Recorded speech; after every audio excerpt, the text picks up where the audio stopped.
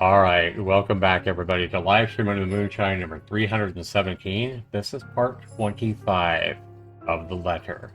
This is a visual novel I've been playing for the last 8 months, since the very beginning of this year. And there's been points where I haven't come back to it for a couple of months just because of my busy life or whatever. But it is definitely a story that is captivating me and making me continue to return to it over and over and over again. Guys, we have almost 40 hours now in The Letter, and it is getting better now than it's ever been.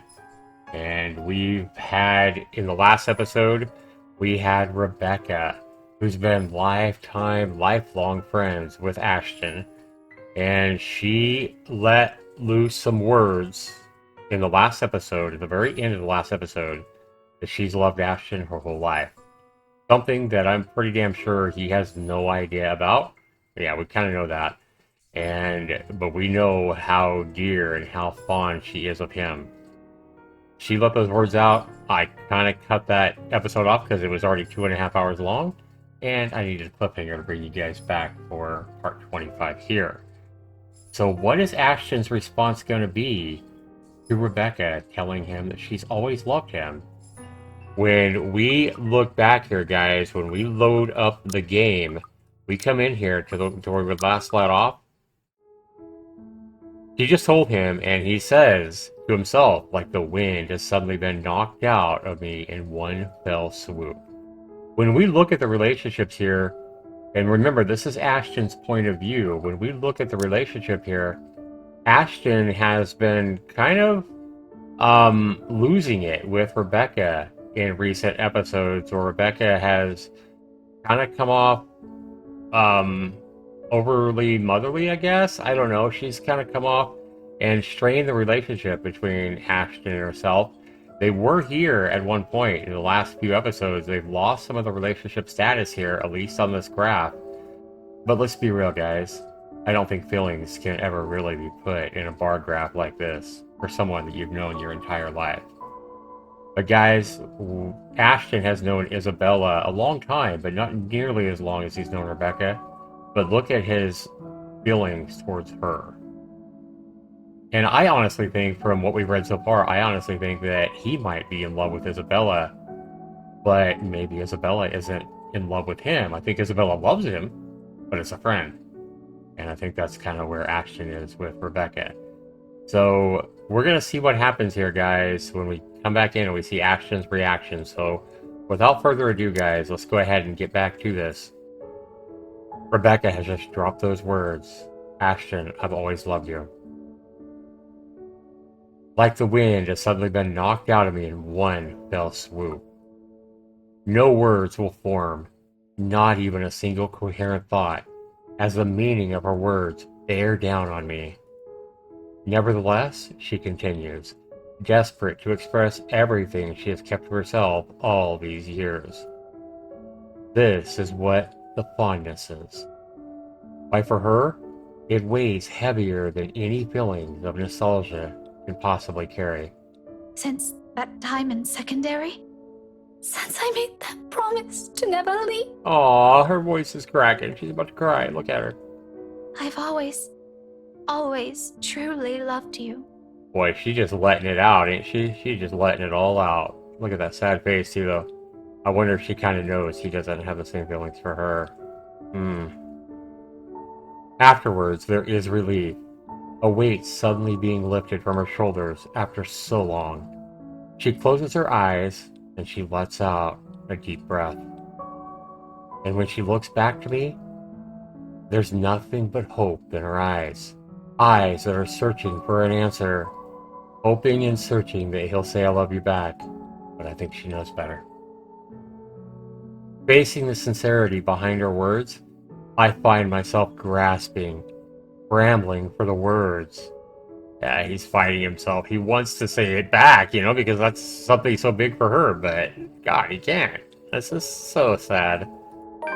Because as much as this pains me to admit, I can't give her the same affections that she's asking from me. Yeah, I think we kind of knew it, guys, if you've been following along with this visual novel. Yeah, he doesn't like her the same way. He can't give her back the same affection she's asking for me. We might have spent so many years alongside each other. Hell, we practically grew up together. But that never automatically means that I'll hold for her feelings that go beyond the boundaries of friendship. Friendship, the key word. Ouch. I do appreciate her presence in my life, don't get me wrong. I'm more than glad she has stuck with me even through those toughest moments. Even when she finds me difficult or aggravating or annoying. However, it's really all there is to it. She's a close and important friend to me, but nothing more. And that says it all, guys. That fucking says it all. She's a close, important friend to me, but nothing more. And I think we know with her confession that she just left the last episode. I think we know what he means to her. So bittersweet. Rebecca, I draw in a breath, ragged and unsure.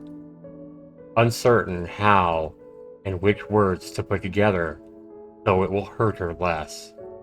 So the wounds they might leave won't be as deep or scar her. Though before I can even string two phrases together, she simply lifts a hand to my mouth and silences me. She knows. She knows, guys and gals. Why would she do that if she didn't know? She doesn't want him to have to say it. A smile's on her face, kinder than every single one I've ever seen from her so far. It's nice to see this smile on her. It suits her more than the glares or her frowns. But at the same time, it only serves to baffle me. You don't have to answer me. Yeah.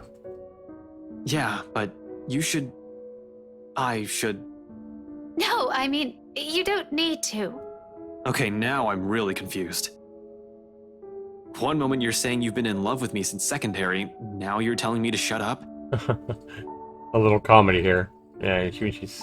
If you want to interpret it like that, all right.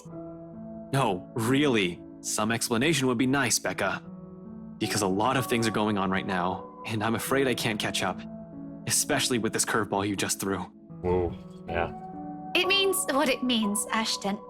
You don't need to answer me. I don't really need to hear it anymore. It's not that I don't want to. Aww. Believe me, if I were the same person I was before this whole thing happened to us, I'd be elated, excited even. But like I said, I also realized some things, understood myself more. Oh, what did you realize, Becca? What did you realize? Ash, I did love you. Ever since we were kids, all those times you defended me from bullies. I don't think that's going to change anytime soon. Aw. Even after this. Notice this, guys. Ash, I did love you. Just a moment ago, she said I've always loved you. And now she's saying I did love you. Just an observation. But at the end of the day, once you take a closer look at everything, it also turned me into a really selfish person. What? When you think about it, maybe the Ashton I loved isn't the one standing in front of me right now. Oh, wow. Maybe all this time, I'm still clinging on to that aloof kid I met 17 years ago. Aw. I didn't even consider that you have a mind of your own. And one day, it won't just be the two of us. That you'll find someone else and it won't be me. Aw. This is ripping my heart in two, guys. I'm sorry. Aw. This is so sad. How are you gonna follow this whole visual novel and get into these characters for almost 40 hours and not have a teary eye at this moment? I'm just saying. Look at Ashton's sad face there. Look at her sad face. Like, this is just heartbreaking. It's so bittersweet. I'm not even sure what I'm apologizing for. Just because I can't return her feelings? Or because I'm somehow holding myself responsible for this? Even if up until now, I've had no idea how she felt. Regardless, she continues to smile through all of it. Yeah, I don't know how. It's not your fault. Don't say that.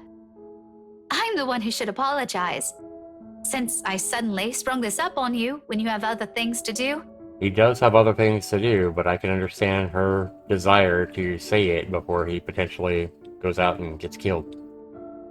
I just thought I should let you know, so I can finally let this whole thing go. Wow. One question, though. Uh-oh. One question, though. Are you going to tell her? OMG. Guys, she's not stupid. She knows. Oh boy. Tell what to who? Oh. I pause, frowning, a brief moment of doubt, while I try to figure out what the hell she's talking about all of a sudden. And when it finally sinks in, my bewilderment hastily gives way to utter embarrassment. Oh. Look at his reaction. Oh, poor Ashton. Oh, shit. Oops. Heat abruptly crawls up my face, no matter my efforts to keep it down. In the end, I can only look away from her, afraid of what else she's gonna see. Did you really think no one would notice? Aw, Was it that obvious? dull. It was surprisingly easy to tell, but that was probably because I've known you longer than anyone. True, she has known you longer than anyone, so she's gonna know you inside and out, man. Fuck, who else knows? Maybe your other friend, Zach, maybe? If he wasn't fucking dead. I think Zach suspects. Yep. Shit. You're embarrassingly lame when you're trying too hard. It's almost painful to watch. Don't worry. With your terrible way of Wow. fighting and knowing her, I'm quite sure Belle has no idea, even now. Not even a clue. Yeah, like you didn't have a clue, or Rebecca, and how she felt about you. Same thing. Harsh, Rebecca. Really harsh. I could use a vote of confidence, you know. She laughs. She laughs loud. The kind that's free of any burden. Ringing above the wind, slowly picking up as the storm clouds approach. Yeah, she's got a big weight off her shoulders by at least telling him. You know, even if he can't reciprocate the feelings. She's definitely got a big weight off her shoulders. With it, however, the awkward atmosphere lifts at last.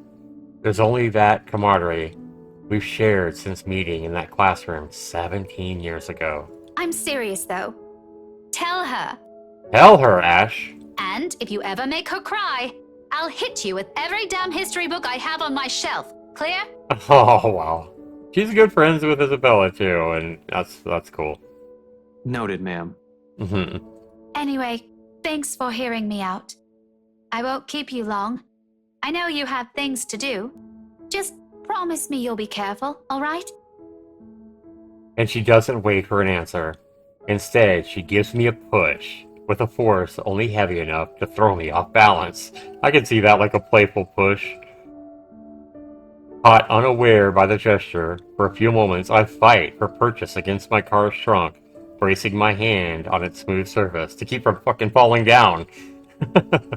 With that push, with probably a little bit of heartbreak, anger, you know, like playful, but, you know, probably a little harder than she wanted to push him, just saying.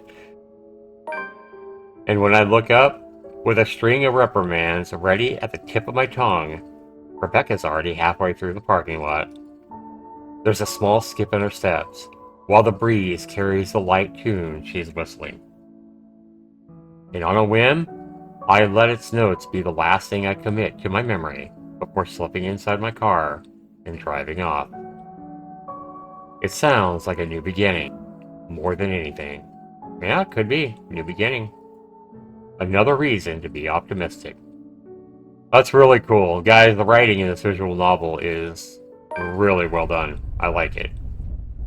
And within 10 minutes, I'm driving out of Luxborn and heading straight for the Anselm village. So notice he's not obeying her words. He doesn't have the same importance on telling Isabella before he goes and potentially gets himself killed. Like she wanted to tell him, you know, how she felt before they all potentially get killed. I mean, they could all wind up just like Zach. And that's the scary thing here. But yeah, that was great writing, guys. That was amazing voice acting, if you ask me.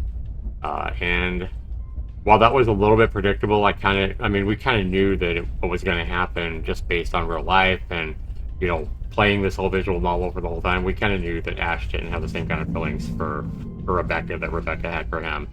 So that was, I wouldn't say it was exactly predictable. It was just, you know, we kind of knew. And sure enough, in the distance, flashes of lightning light up the horizon, white and sharp against the black curtain of the night. So, of course, the rain and the storms are coming in, because this is going to be a big moment, or a big scene, or a big chapter, as Ash finally tries to get to the bottom of all this haunted crap that's going on with this zombie, witch, whatever she is, ghost thing. Thunder threatens with a rumble, and seconds later, echoing long across the sky. So the thunder is booming in the sky, lightning is flashing, and with one last roar, the skies open in earnest. And here we are, guys. Tuesday, midnight. So it's barely Tuesday. He still hasn't slept yet. It's the next day. It's actually, I would call this Monday night, not Tuesday, but the rain falls in fast, steady sheets, creating shadow puddles on the dirt path, drenching everything the eyes can reach. Despite having grown up in the city, I still despise the rain. Living here doesn't mean I have to like it. Lucky me, I've reached the mansion before the downpour has turned torrential. The long slog from Anselm Village by foot has already been made difficult by the light drizzle and biting winds buffeting against my body every few seconds. And by the time I found cover under the trees lining the vicinity of the mansion, my shoulders are already drenched. My hair's also striking against my skin and out in every possible direction. So is he just going to walk up to the door here and just like, hey man, can I come in and find this haunted bitch? Like, how's he going to do this? This is one thing I've been really curious about. Like, how is he going to pull this off? Thankfully, the letter, taser, and gun I brought with me has remained relatively dry. And that's the most important thing, yeah?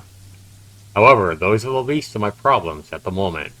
Yeah, I've been wondering, because if he goes up to this door, and especially if the butler or Luke answers, they're not going to be willing to let this dude come in and look for a fucking spirit haunted ghost thing in their house, their mansion. You know Luke ain't going to allow that.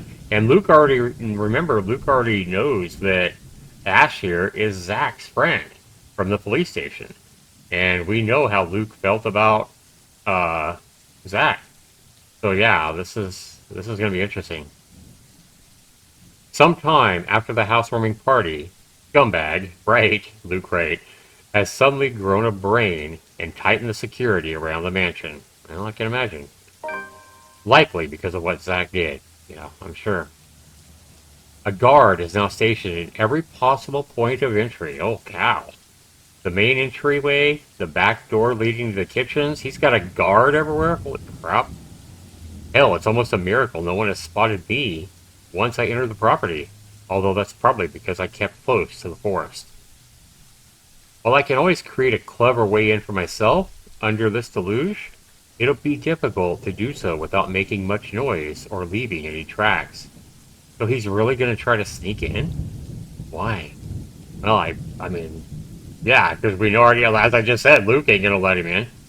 I don't really have the luxury either, do I? Shit, what the hell's he going to do? Considering how off this place feels since I've stepped on the property and the mansion came into view, every light is off. Even with the security personnel on patrol outside, the whole house itself, it just feels empty, eerie, and too damn quiet. Normally, I'll pass it off as some kind of a power outage because of the storm. It's not a far-off conclusion when this place is almost in the middle of nowhere. Yeah, and I mean as old as it is too. However, something now it feels wrong. That's definitely not a good feeling. Something happened here. Something happened here, Well, he's already onto something, I guess. Or something's about to happen. It's the sole reason why I haven't done anything yet. I'm simply observing, watching, and listening for anything.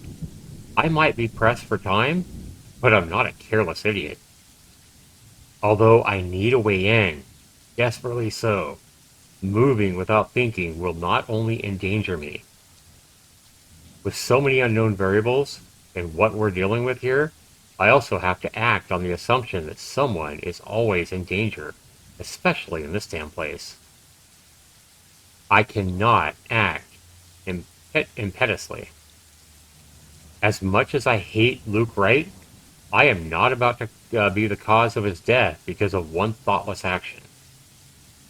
If there's a place he deserves to be at, it's in prison, not a morgue. Oh boy, so he's hearing the same woman crying that Zach heard. We remember that, guys. And I believe Hannah also heard this same thing under the hatch, and that's what got her in trouble. So this is this zombie bitch, I feel like, basically trying to, you know, basically trying to coax them into danger. This isn't a real woman crying. This is a zombie bitch basically making fake sounds of a woman to try to lure them in, using her fake acting as bait. This is effed up. So when a hoarse, painful sob suddenly rings out above the loud pitter-patter of rain, only then do I stir.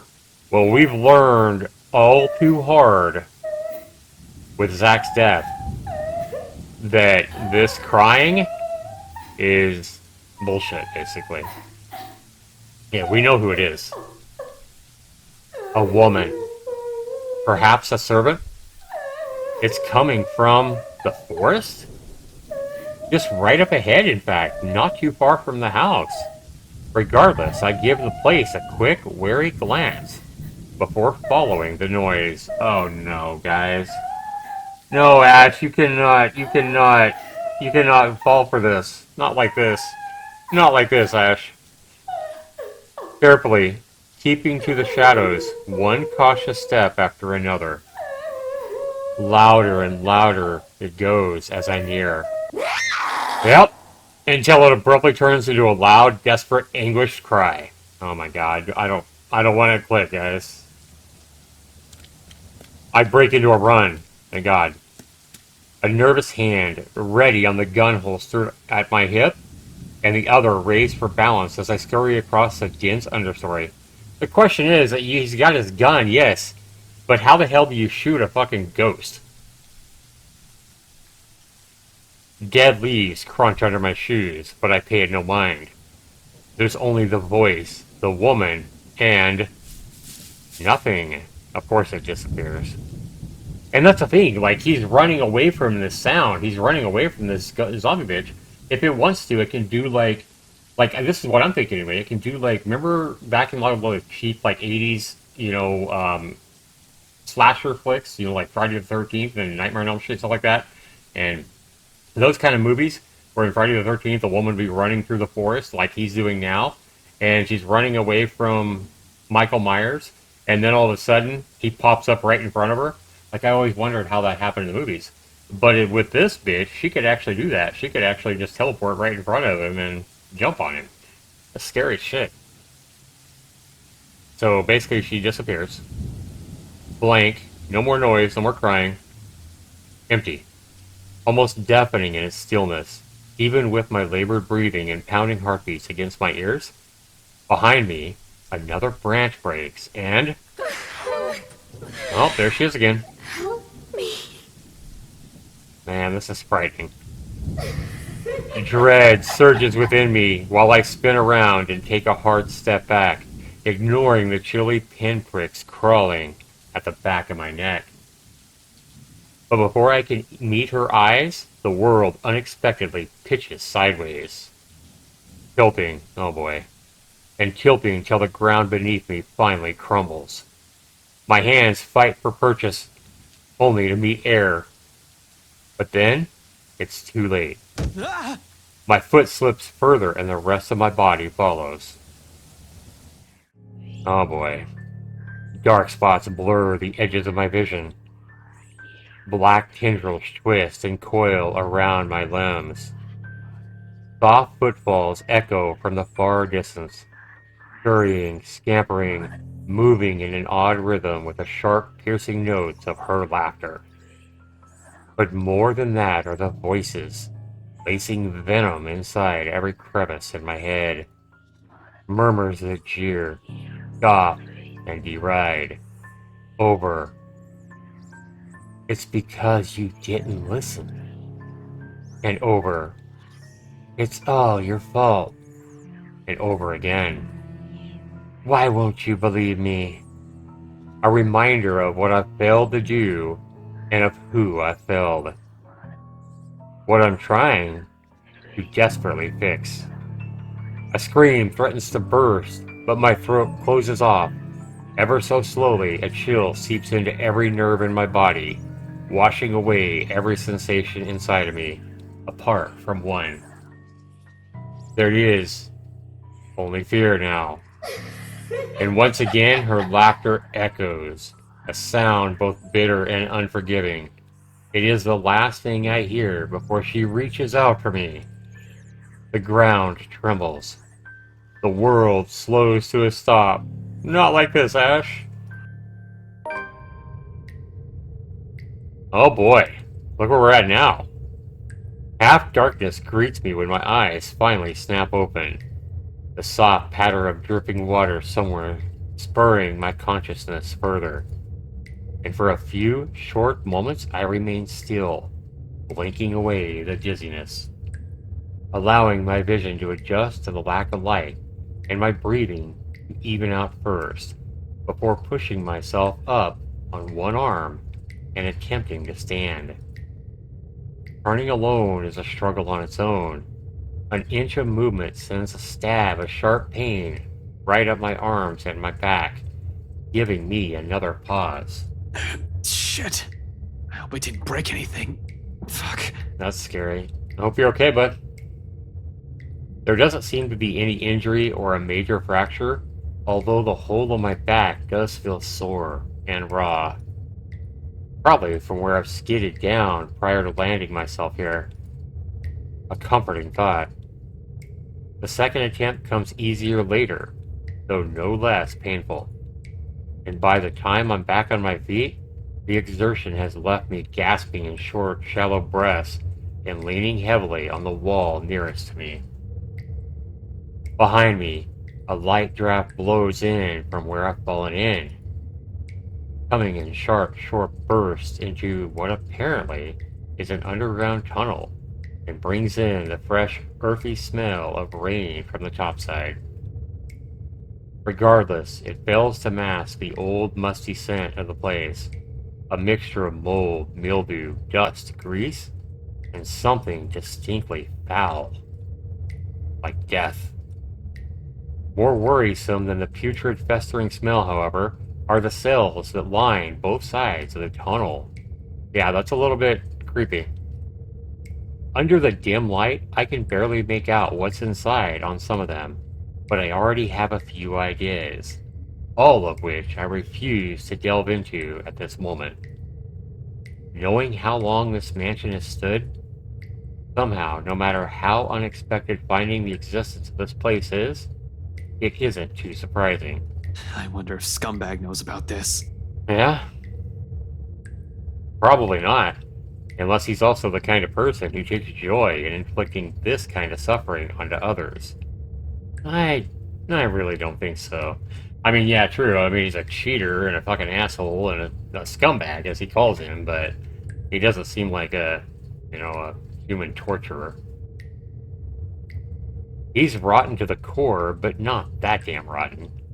He'll probably balk at this, move out at the same opportunity, and just have the whole mansion demolished. The very idea of what has occurred in this place years ago makes me reel as well.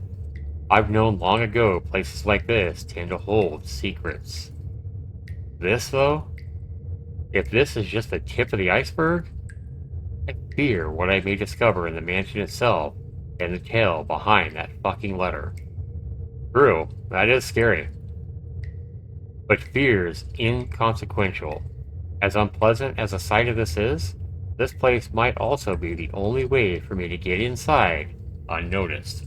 True, it seems like it was kind of fortunate that he walked into the forest and fell on the ground and somehow fell into this lair, because we're seeing stuff and he's finding out stuff that we didn't know. Blessing in disguise? Sighing and taking one last gulp of clean air, I push away from the wall and delve deeper into the passage. Let's just hope it'll be smooth sailing from here on. Right? It turns out that alone is just too much to ask for this so early. Oh no. Not 20 paces into it, another sound abruptly rises above my footfalls, rebounding off the hollow walls and echoing inaudibly across the whole span of the tunnel before fading away just as swiftly as it rang. This freaking crying woman sound she makes. I pause, nevertheless, straining my ears for more of it, while I gradually move my hand to my side, slow and steady until the tips of my fingers brush off the gun's handle. Although cold against my skin, it's the closest thing I have to comfort at this moment. For a long moment, I wait, holding my breath, watching every form, edge, and shadow at the corners of my vision for any movement. After a heartbeat and nothing, I allow the tension to ease out of me in the form of a long, slow exhale that reverberates around the whole passage. I can imagine that he gives a deep breath and he hears his breath echoing in this tunnel with, anything would echo here, the water dripping, anything. So he just, and he just hears his own breath, echoing. That's crazy. Who's there? What the hell? Who the hell is that? The voice sounds familiar. That voice sounds totally familiar. Is that the decorator lady? Who is this? Perhaps it's because of what has happened earlier and how I've ended up here. Or maybe it's because of my training. But in spite of the panic and fear in that voice, I don't immediately answer. Oh my gosh. Instead, I pull my gun free from its holster and wordlessly draw closer to where the voice rings out once again. Afraid. I'm frantic. Weak? I'm asking you a question. Who's there? Oh, this might be Hannah. Fuck, I don't know. Who is this? It's only after I've released the safety do I answer while continuing my approach in a careful, steady pace. I think I should be the one asking you that. Who are you? Show yourself! Typical detective or policeman, right? I can't. I'm stuck in here. Who is this? I'm thinking it's that decorated lady. I can't remember her name. Mary Ann or something? Well, a ghost will definitely not be saying that. Or have a conversation like this. Or be stuck anywhere. And as if to prove her point, she extends a hand from one of the cells ahead and waves. And then she pulls back, grips the iron bars, and rattles it lightly. I can't get out. Can you help? In 5 quick steps, I'm standing in front of the cell, and sure enough, a woman is inside. I know we've heard that voice before. I think we have anyway. Slumped on the floor, holding the bars with shaking hands, clinging to it as if it's the only thing keeping her upright. And not just any woman. Who the hell is it? Who the hell is it? Alright guys, with that, we're going to go ahead and end this episode right here and have you guys tune in. I'm just kidding, guys. I'm just kidding. Chill. I'm kidding. Yeah, I gotta find out who the hell this is. You? Yep, look at his expression. Is it Hannah? McLaughlin? Laughing. It's the decorator lady, huh? The same one I met at G's 5 days ago, smashed drunk, and babbling her frustrations about her employers. Holmes? Whoa! No, not McLaughlin. McCullough. Yep, Marianne McCullough. I was right about that. That's famous interior designer extraordinaire. Not so extraordinary now, with how exhausted and feeble she looks, trapped in a jail cell of all things. Her breathing shallow, and there's a paleness in her complexion. Sunken eyes, cracked drips, dry skin, all signs pointing to starvation and dehydration. This is just cruel. What? How long have you been stuck in here? Yeah, look at the fright on his face. 3 days? 4?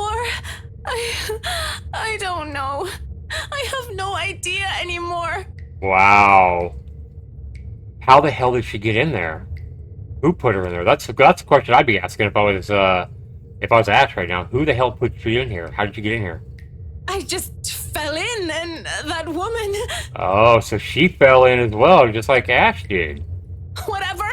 Can you get me out of here? Please. Oh my god. In a moment. But here, go feed yourself first before you fall over. I fish out an energy bar from my pocket and hand it to her. She's lucky I always have one on my person. For sudden emergencies or extended stakeouts, a little sugar to keep me going. And like any starving person, she wastes no time making a grab for it, unwrapping it, and straight away, and taking in a whole mouthful of it. Relief washes over her face on the first bite alone, although she's going to need more than that, if what she said is true. But for the moment, it's enough to keep her alive. A good thing she seems to have the sense to prioritize survival over comfort, if the puddle on the corner of the cell indicates anything at all. And without water, the human body can only survive 3 days. No food, and I'll give it an average of 3 weeks. Though even then, it won't be a pretty experience. Yeah, I was just wondering. I was like, man, Ash, don't you have a bottle of water? It'd be nice if you did. Granted, some have survived longer than that. She's still fortunate I found her when I did. That's true. Good thing he came over to this mansion, huh? Now, we gotta get her out. My bobby pins won't be of any use here. Not like I need it. Unlike the ones we have at the precinct, a simple barrel hinge holds the gates to this cell together. Even without any special tools, I'll be able to lift the door and free her. What? However, with how heavy it seems, I'll need a lever of some sort to help. What are you looking for? I love that while she's eating. Some wood, a 2x4, I guess, a plank or a pipe, anything I can use as a lever. Wait here. The hallway yields nothing but dust, dirt, and a few rusted chains scattered about. While I may find something in one of the open cells, I'm reluctant to check or even step in them. Understandably. We can't have another person trapped in here. However, McCullough ended up in this place. Well, there's no. I love how you hear her like with just big mouthfuls of that energy bar. My head snaps back to her, and McCullough extricates a wooden board from under the mess of hay and twine near her. And without prompting, she slips it through the little space there is between the bars. It's short, but appears thick and sturdy enough for my intended purpose upon closer inspection. Good enough. There we go. Good job, McCullough. Marianne, I hope. I get to work at once, anchoring the other end of the plank at the base of the door and applying ample force on the other end. It takes a bit of effort, no kidding about the heavy part. Still, a grunt, a gasp. I almost thought it said a break there, like the board broke. That would be terrible. A creak. In a matter of minutes, with a little help from her on the other side, the door eventually lifts off its hinges. Holy cow. This guy's like MacGyver or whatever. It falls on the ground with a loud, ugly, metallic thud, but the sound of it puts elation on McCullough's face. Yeah, she's free. She's got to be elated, right? She doesn't even ask for help. As soon as she can, she hastily crawls out of the prison, she has accidentally found herself in. More than happy to get out of it, despite lacking the strength to stand firmly on her feet. That's terrible. Thank you so much. Yeah, she's gotta be like, oh my god, you saved my life. She's gotta be like, I owe you the world. I think somebody else is in love with Ash right now besides Rebecca, I'm just saying. After the second day, I was so sure I was going to die in there. If you didn't show up... Mm-hmm.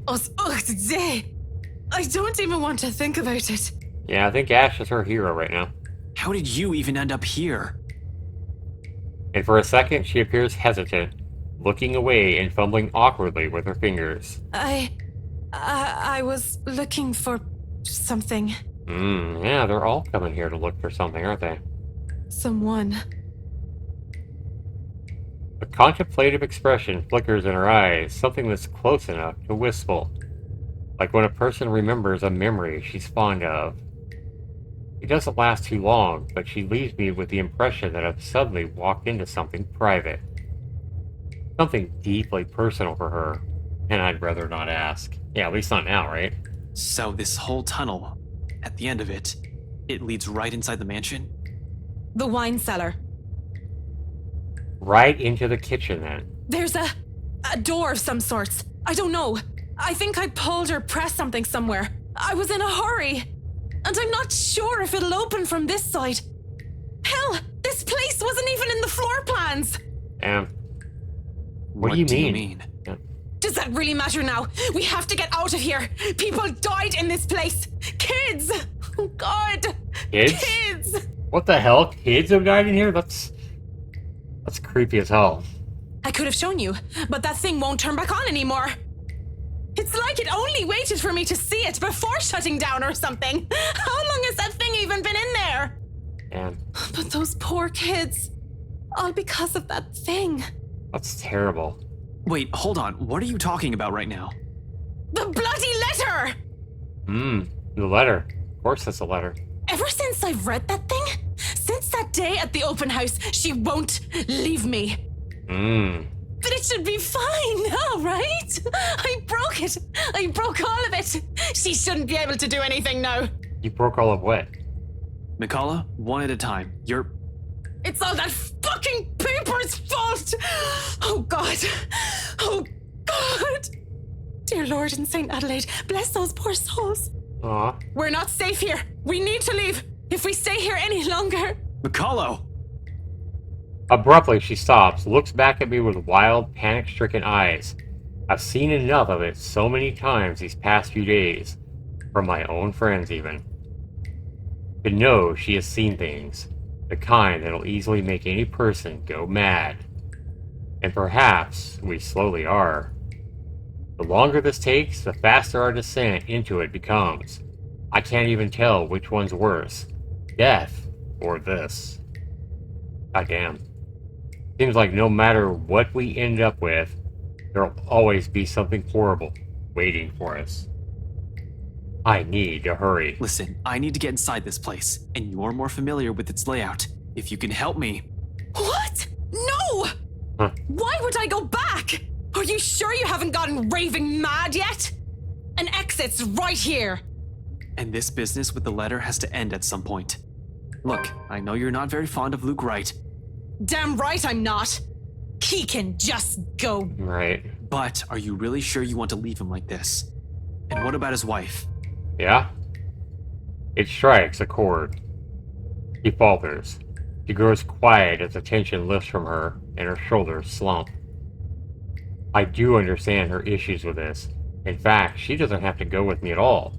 Only tell me enough information so I can figure it out on my own. She can always leave afterwards. Be done with this whole damn mansion and the letter. The other end of this tunnel leads right into the forest. I'll provide ample cover for her to be able to slip out of the property unnoticed. All the time, or all the same, she steels herself and squares her shoulders. Just until the kitchens. That's more than enough. She nods, albeit weakly. And then without another word, she gestures for me to follow her, leading me further into the passage. Occasionally, she'll stop, find purchase on the wall, and catch her breath. But throughout the short walk, she asks for neither a break nor any assistance. I suppose that's something we all have in common. Eventually, we get to a dead end. Although before I can question her on it, she begins palming for something on the wall. Yeah, a secret lover or something. Tracing her fingers along weathered edges of the bricks with a frown on her face. It should be somewhere here, I think. Okay. What the hell are you doing? She merely holds up a hand, begging for my silence, and continues searching. And then, without warning, a few moments later, something clicks. A portion of the wall shifts ajar to reveal a glimpse of another room. Bottles lining the walls, liquor barrels for aging. The wine cellar indeed. The ladder to the kitchen is on the far end of this room. Surreal. This is all nothing but a surreal nightmare. But after everything, should this even surprise me? Ghosts, curses, hidden passages. I can't even bring myself to question the existence of this door anymore. I simply follow her to the undercroft without a single question, in spite of a number of them already swimming inside my head.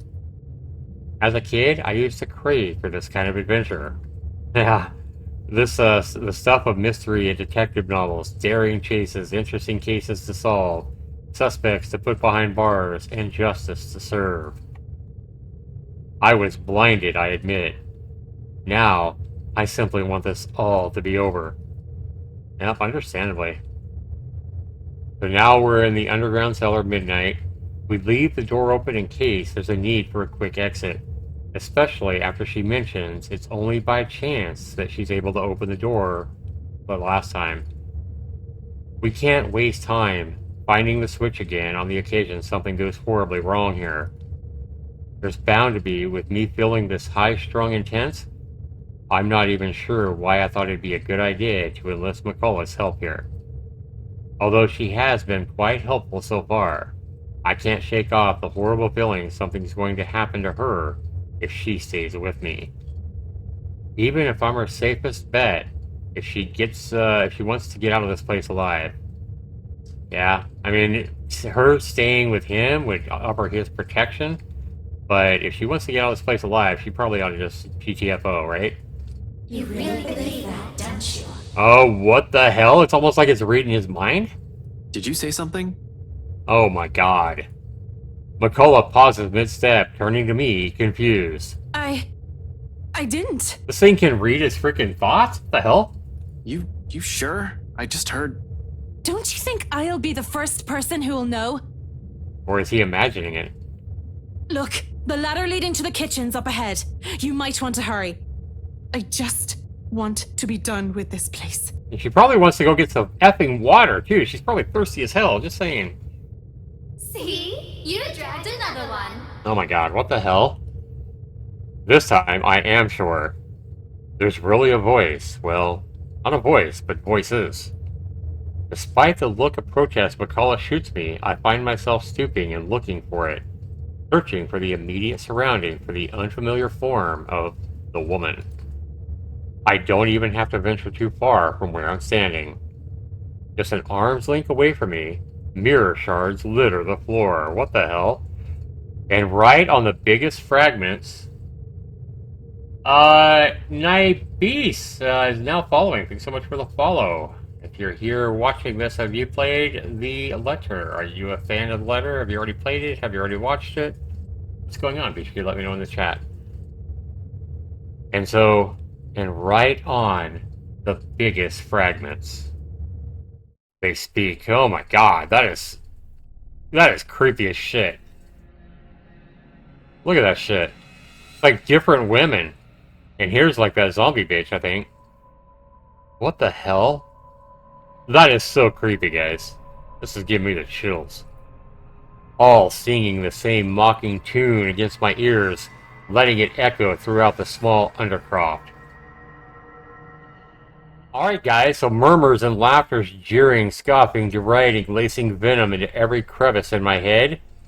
Guys, I just got word here from my girlfriend who's watching in the background and talking to me.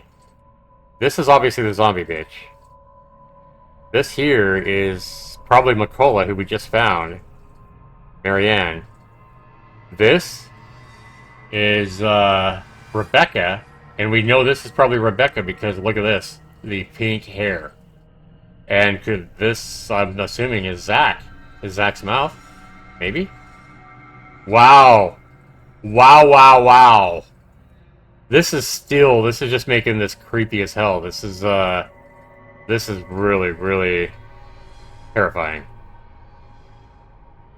Haunting me. You dragged another person into this, Ashton.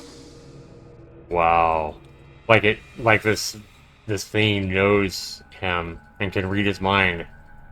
Can you imagine?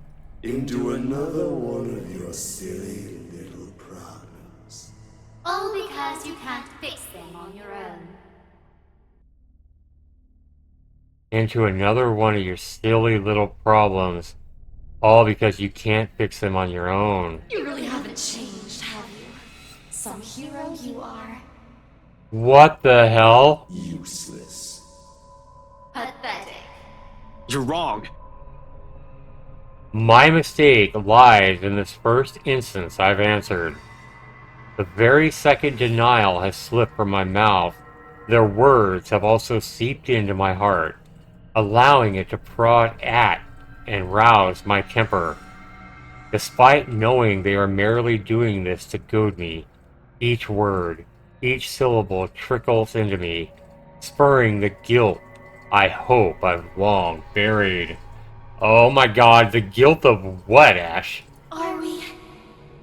Or is that simply what you've been telling yourself all this time? Oh my effing god, what the hell? Something to make yourself feel better, perhaps? Oh, wait a minute, guys. I hope this isn't what I'm thinking it is. Are you guys thinking what I'm thinking out there? What about Zach? What about Zach? Wrongfully accused, and you couldn't even get him out. What the... Someone's dead because of you! You're the one who took that letter off Isabella's hand that day. You're the one who opened it. Jesus How Christ. does it feel, I wonder? To know you're responsible for all of this? What do you think I'm doing? Why do you think I'm still trying to fix this? Oh, but you can't. It's already too late. And you know that. You know all of this is futile. Just face it, Ashton Frey. You're a failure, and they are the ones who have to pay for it. A badge and a gun, and you still can't protect your own friends. Jesus Christ. Can't even solve a case for an old man. Can't even bring Luke right to justice. Can't even keep his own family together. I think he's losing his damn mind. Get so or what? What's going on here? No wonder they left you. Before you do the same thing to them. Wow. Mom and Dad are better off without little old you, aren't they? It's a good thing they had the sense. Jesus Christ. Pitiful, isn't it? Some detective you are. Some friend you are. Some son you are. Like himself beating himself up through these mirror shards. You might as well just throw that rank away. You're no use to people either way. Shut it! I hate this. I hate how this monster can easily get through to me. Every weakness, every insecurity, it just knows. To hear it said in my friend's voice, even more so. But what I hate above all of this is... You know it's true, though. No, what's true? All of it.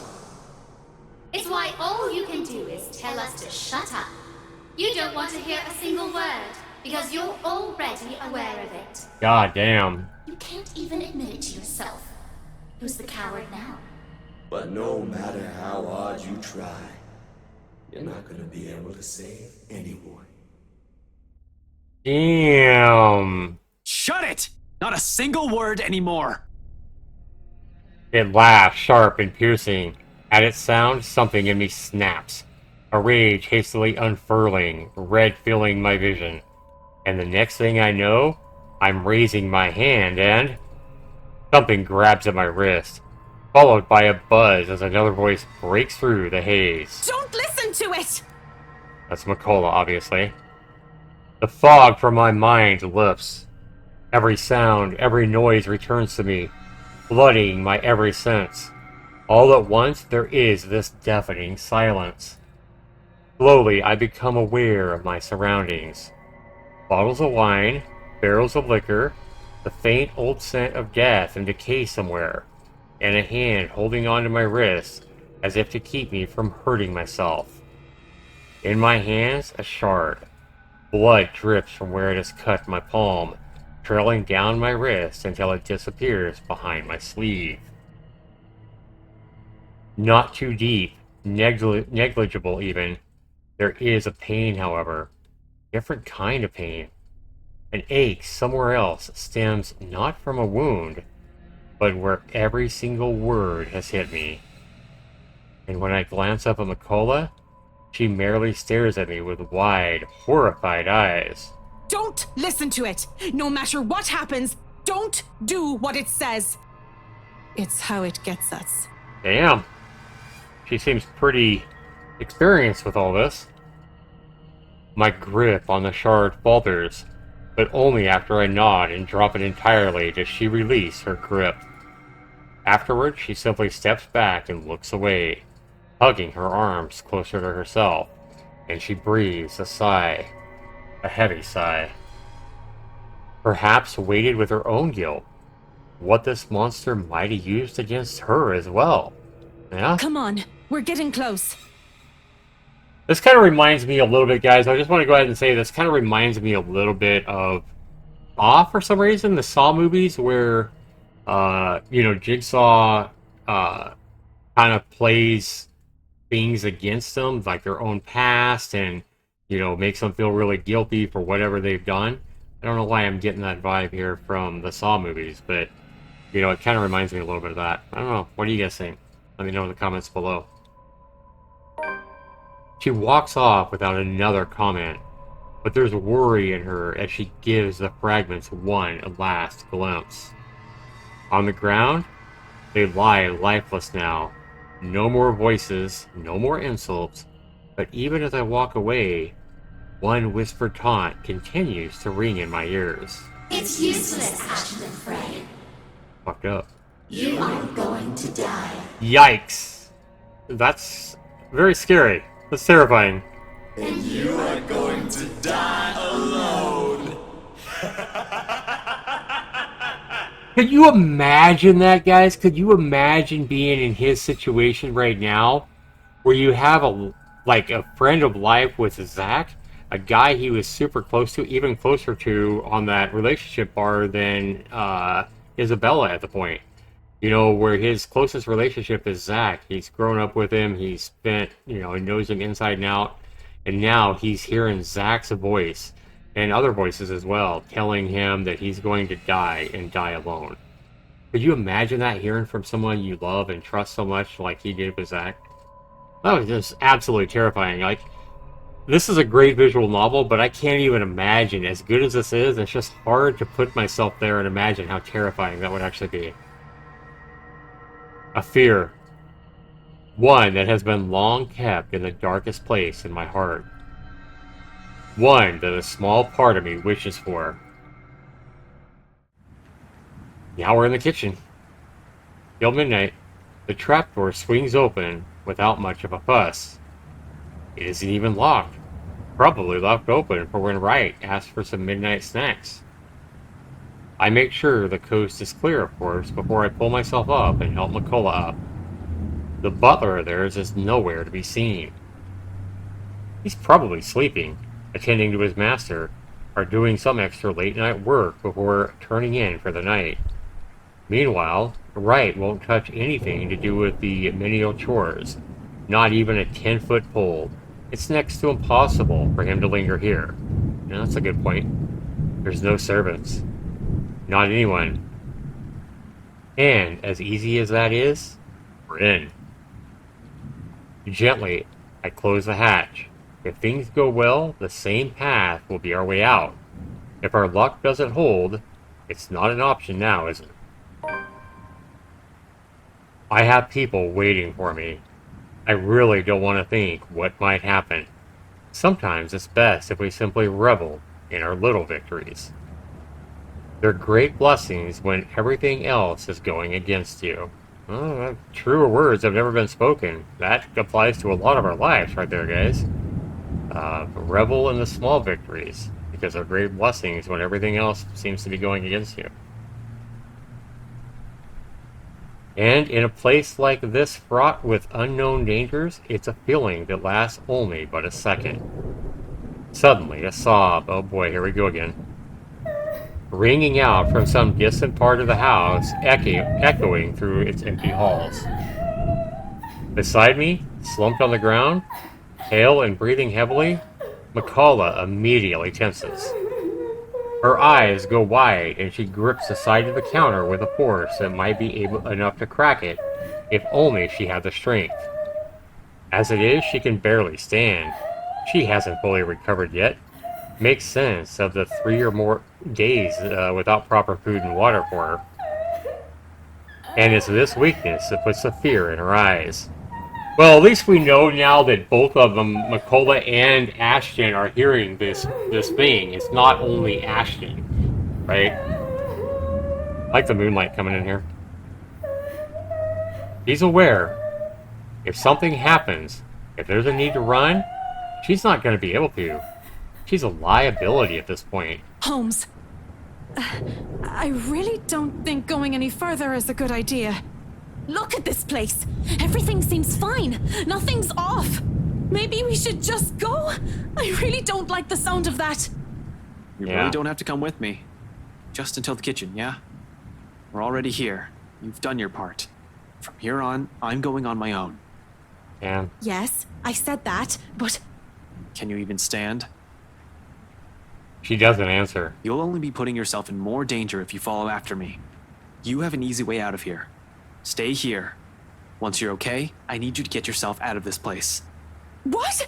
I'm not going to leave you! Well, I'm not taking you with me either, lady. So it's here or out there. You really are mad, aren't you? Probably all will be, if no one fixes this little curse problem we have. You think you'll find something in here? This is just a mansion, for God's sake! Maybe. It's worth a shot. Besides, if what we're hearing right now says anything, I'd say scumbags. Who? Scumbag. Right. He might be knee-deep in trouble and he has no idea about it. McCullough still appears as if she's about to argue. So instead of more words, I unholster my taser and I hand it to her. A standard issue for every member of Luxborn Police Force, but it shouldn't take a genius to know how to aim it and fire one.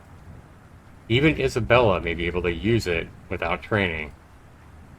Yet Miss Interior Designer Extraordinaire stares at it as if I've just handed her something particularly nasty. Listen, you want to wait? Fine.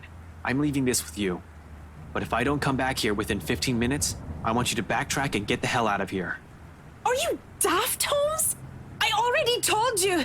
In case something goes wrong, I need someone who can tell people what's going on. Yeah, true. Who can tell my friends what might have happened here. They're at the crawl. You know the place, right? I trail off, letting the meaning of my words hang in the air. I want to be optimistic about this. Really, I do. However, I'm going against something almost everyone can't quite understand. I'm just being realistic about my chances here. McCullough seems to understand this as well as I do after what I've just said. Any sign of protest has already died from her tongue, and she simply looks at the taser quietly. After a moment, she just nods. Beyond the walls of this room, the cries continue to grow louder, and I take it as a sign to leave. And without another word, I slip out the door. Just like a siren call, her voice beckons. Finding out who that is seems a good place to start as any. I think we already know who it is. Okay, so now we're in the dining hall. I keep to the shadows for the most part. Not that there's any need to. The entire place, it just feels empty. Odd, when a house this big, should have a large staff. You would think there would be one or two roaming about for some late night chores or someone seeking out whoever's creating all this ruckus. There's none, however. Shouldn't they have security posted inside as well? Yeah, I would think so, right? Unless their security means the butler, though I doubt Scumbag's that sloppy. He loves his life more than anything. Probably more than his own wife. And the things he's done, he's bound to make more than an enemy or two. He's also the kind who will do anything to keep himself safe. Alive. I wonder what he'll say when he finds out that there's something not human living with him in his own house. I wonder if he knows. Potential danger aside, being on my own grants me a greater degree of mobility, which I'm more than comfortable with. Sure, I could have enlisted McCullough's help. Next to the people who own this, she's probably the one who's most familiar with this mansion. But the cons of bringing her with me overweigh the pros. She's better off somewhere a quick exit's in sight. With no tag-along, I only have to worry about myself, and only have to watch my back. Selfish, I know. But necessary. But necessary. In the same manner this whole plan is, no matter how idiotic going into this is. Besides, I don't really need a guide when the house's layout is fairly simple, almost mirrored with only a few modifications in the rooms. Although I've only been here once, I think I already have a good grasp of this place's ins and outs. As long as you can tell which is east from west, it shouldn't be that hard to find my way around. After the dining room, the main foyer should be the next thing that greets me. Where the woman's cries are leading me to. Honestly, after what happened outside, I'm not even sure I should be trusting what I'm hearing. Exactly, that's what I'm saying. But with the whole house somehow seemingly devoid of any of its inhabitants, I'm inclined to look into this. More than surviving this curse, a huge part of this is my training speaking. I just hope this isn't a crime scene I'm walking into. But nothing's ever that simple, is it? Not when you're dealing with the supernatural. Hell no. Because as soon as my feet crosses into the next room, something shifts. Oh my god. Look at all the blood. In a flash, nearly without fanfare. It happens in the blink of an eye, and I almost miss it. Let me guess, in a second, in the blink of an eye, it's all gonna go away and be pristine. One moment there's red, and in the next, yep, I'm standing alone in the foyer. And for a brief instant, I pause, glancing wildly around the place, blinking twice as if my movements will spur the vision back. Yet, nothing. No blood dripping on the walls, none trailing down the stairs or pooled on the floor, no eyes watching my every moment. Only the same cries gradually growing in intensity the longer I dally, along with a voice. Mother, huh? Desperate. Where are you, Mother? Pleading. Mother, please. I don't want to be alone. Coming from the same direction I've heard the cries from. That almost sounded like Hannah's voice. Upstairs. The place is not entirely empty then. A better question is, who? Definitely not Scumbag or the butler.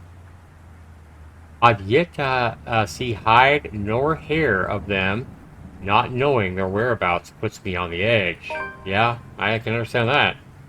I have to be careful to not make any noise or be seen. Maybe the wife? Though one can't really tell if it's her. The way the walls echo her voice. That's what it sounds like. It sounds like Hannah. Nevertheless, it pushes me to move. Taking almost 2 steps at a time, despite the sickening feeling that something's lurking behind every great shadow, every small corner I pass. as if the house has several eyes watching my every movement, rather. As if something alive dwells behind the walls itself. Haunted mansion. Here we go again. So creepy. And then he shakes it off. I try to shake it off, but the uneasy sensation is already made home at the pit of my stomach. Dread. And it only grows deeper the closer I get to her. The relative emptiness of the place doesn't help me either. Neither does the harsh wind battering the windows, nor the sheets of rain pelting down on the roof. And for a fleeting second, I find myself wishing for Scumbag to simply show up. I don't get too far into that train of thought, however. Abruptly, the cries stop, replacing it with... Mother, please. She's here. She's here, Mother. She's going to take me. Mother, she's here, Mother. She's going to take me? She won't leave, Mother. Mother, I don't want to go with her. Tell her to go away. What the hell is all this? This is so weird. Mother! Mother, she's here! Help! This is so terrifying. That can't be good. Adrenaline overcomes me in a rush. And no two heartbeats. My feet's already moving before any sense can catch up or any doubt creeps up on me. My hands ready at my holster as I hastily set off for the far side of the hall. One alarm footstep after another, while struggling to keep that sense of panic at bay. A door lies ajar at the end, and coming from the floor above... She's going to hurt me! Help me! Oh my god.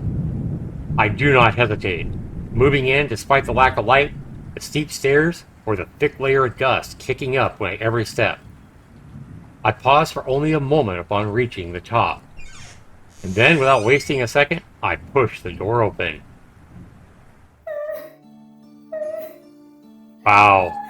She sits in the middle of the room, shoulders hunched, shaking, blood all over her hands. Look at the blood all over the walls of the bed. Oh my god, guys, this is giving me the freaking chills. Her hands cover her face as she weeps, oblivious to my presence. As if she has heard neither my footsteps nor the soft creaking of the door. Continuing, undisturbed, like I'm standing in a time far removed from her. She doesn't even flinch when I call out to her. Hey, are you alright? Mother, I've done it, Mother. Take me with you, please. OMG. I can still hear her. She's here. Help me! Help me, please! Belatedly, I notice the blood on her hands. If it's the same one drenching the whole attic, I'd rather not know. How the whole room has ended up like this is the least of my problems at this moment. Even the single human body doesn't have this much blood. So bodies? The thought sends an unpleasant twinge to my stomach. Does Wright even know about this? He's bad news, alright, but this? This is even beneath him. He'll definitely balk at first sight of it. Anyone would. Yet the woman lingers here, unmoved by the sight, letting her sobs fill the room, repeating the words over and over again like a prayer of salvation. To whom? The mess of parchment she has left on the floor? Just what the hell is happening here? Hey, lady, are you? Oh my god, what's gonna happen? The rest of that question never makes it out. I don't even see it coming. Should have been more aware and on guard. Really, I should have. But there's little I can do when a well-placed blow to the back of my knees makes me stumble. Oh my god. Story updated. The momentum alone sends me reeling forward. It barely even registers in my head that the woman's gone and the room's as normal as it can be. Not above the pain suddenly shooting up my side when I hit the floor. I don't even get the chance to get my bearings back when a hard enough blow to the stomach causes me to buckle down and land heavily on my knees. Gasping, I fumble wildly for my gun. Although before I'm able to turn, level it, and shoot, a hand grabs my wrist and twists it. Hard. A gasp. A grunt. A cry of pain slips past my mouth. The gun falls onto the floor with a thump. As soon as it lands, a foot kicks it out of my reach, and it slides uselessly under the bed. Agony suddenly explodes in my chin, jerking loose a sharp cry of pain, and stars fill the edges of my vision. Not like this, Ash. Not like this. A brief moment of regret hits me for leaving my taser with McCullough, when a piece of cloth closes around my neck. Oh my god. Not Ash 2. Without warning, my attacker pulls. He's pulling on the cloth pipe to try to kill him and try to suffocate him. Jesus Christ. I'm left gasping, choking, and clawing for air, blindly reaching behind me as I try to fight him off and loosen the pressure on my neck. Except any sort of movement only causes him to pull in taut. My, so many rats scurrying about in this mansion lately. That's the butler. Right, butler. Yeah. Tell me, what did you do with the madam? I have no idea what the hell he's talking about. Did something happen to Hannah Wright? Let go, you asshole. He hits him again. Now, Dummkopf, you're in no position to be rude. Last time I checked, I'm not the one breaking into other people's homes. Jesus. Now answer my question. What did you do with the madam? The pain rings and resonates through my already sore body. Still, I managed to ride it out and spit a mutinous... You. Wow. Keep that dirty mouth babbling and you're getting a knife in the kidney. Jesus I Christ. assure you it will be more painful than this. Not like this, Ash. He really doesn't need to threaten me by now. It's all too much to bear at this point. My lungs feel like they're burning with a lack of air. Dark spots begin to fill the edges of my vision. Ever so slowly, the world around me dims. My consciousness rapidly slips away from me. Oh, Jesus Christ. And without meaning to... Get away from him! What the hell? Hearing that voice, it's as if I've been doused with a bucket full of ice, cold water. Familiar. Too familiar. Guys, was that who I think it is? Isabella? And more importantly, it shouldn't be here. I shouldn't be hearing it here. She should not be here. Immediately, my eyes snap open. Look at that! And right there, right on the attic's doorway, stands Isabella of all people. Fucking you go, girl! A rolling pin in one hand and a standard issue police taser in the other. My taser. She must have borrowed it from McCullough. Maybe McCullough was escaping and Isabella was coming in? Where else could she have gotten one? I doubt she has ever used one, even hell. The way she holds it right now, this guy can easily disarm her in one hit. Yeah, exactly. I don't exactly think she's going to be able to have the strength or force that, to save him at this point. But still, that's really cool. I didn't expect that, guys. I honestly thought he was dead. At that moment, when she came in, I thought Ash was dead. Just like, I thought he was going to be the same situation as Zach got himself in. Phew, this is good shit. This is good shit. But there's something in her.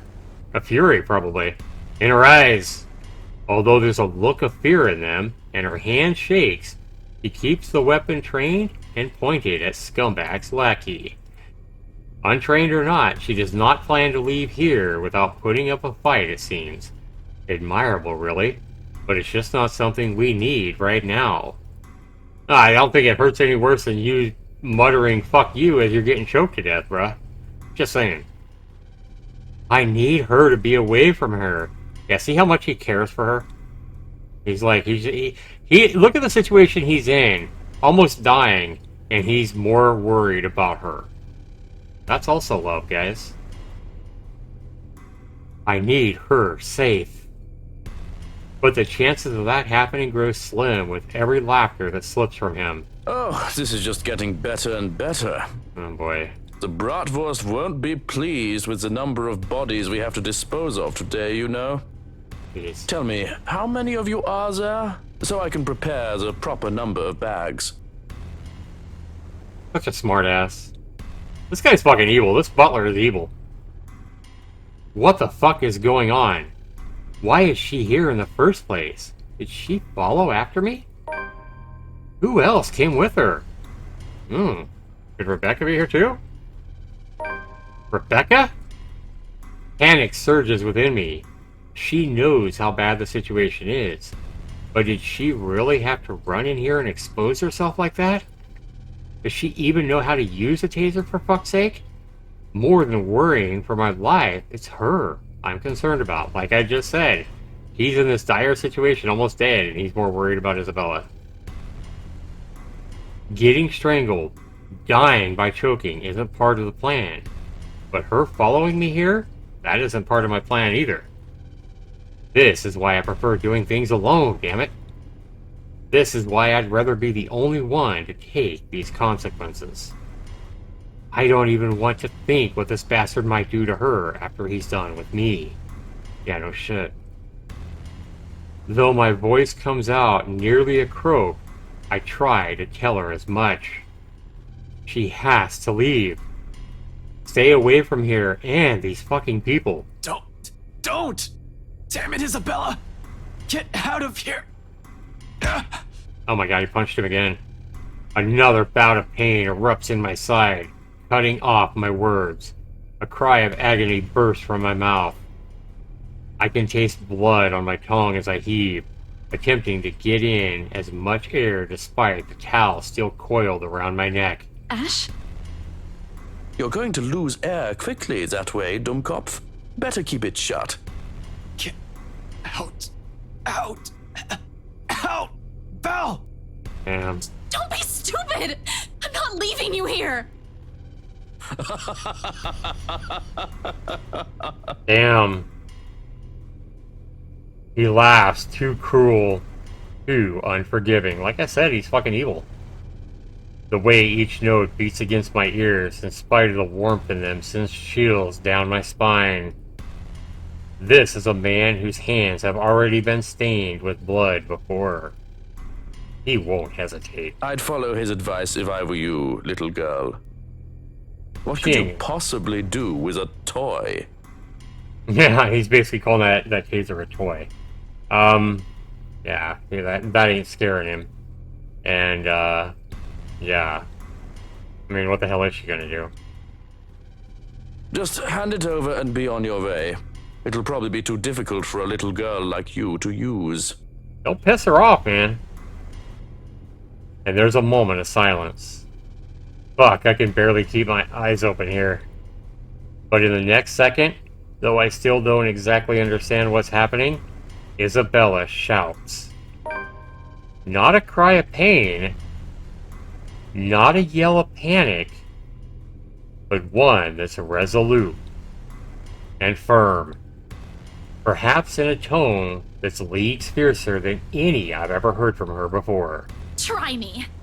Damn! Ashton, duck! I do.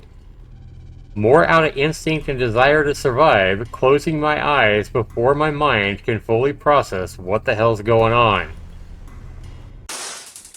It all happens in a blur. The telltale sound of a taser being discharged resounds through the room. The air crackles. Something whizzes by almost too close to my ear, followed by the thud of something blunt connecting solidly with another object. And the next thing I know, the towel strangling me has started to loosen. Thank God. Good job, Isabel. I collapse on the floor, dazed and gasping for air. And from my peripheral, through the haze of blood rushing and sound slowly filtering back, the butler buckles and he spasms once. And then, without much of a fuss, falls face first beside me, knocked unconscious by 50,000 volts of electricity and a fucking rolling pin. Way to fucking go, Isabella! Woohoo! What a fucking hero she's been here, huh? He'll be out for a while. They're still in this fucking haunted mansion, though. They're not safe right now. I mean, remember, there's still the fucking zombie bitch thing, right? I have no idea whether I should laugh or cry at that. Somewhere in front of me, my oxygen-deprived brain vaguely registers Isabella's form. She slumps on the floor, also breathing heavily. And right next to her trembling hands, both the taser and the rolling pin lie useless and forgotten, while the mood in the room eases. A long, gradual process of the tension lifting. And for countless seconds we remain quiet, with only our short gasps and sighs to fill the silence, allowing the adrenaline ebb away and both of our breathing to slow. Not a true repose by any means, but simply a brief respite. There's still the curse.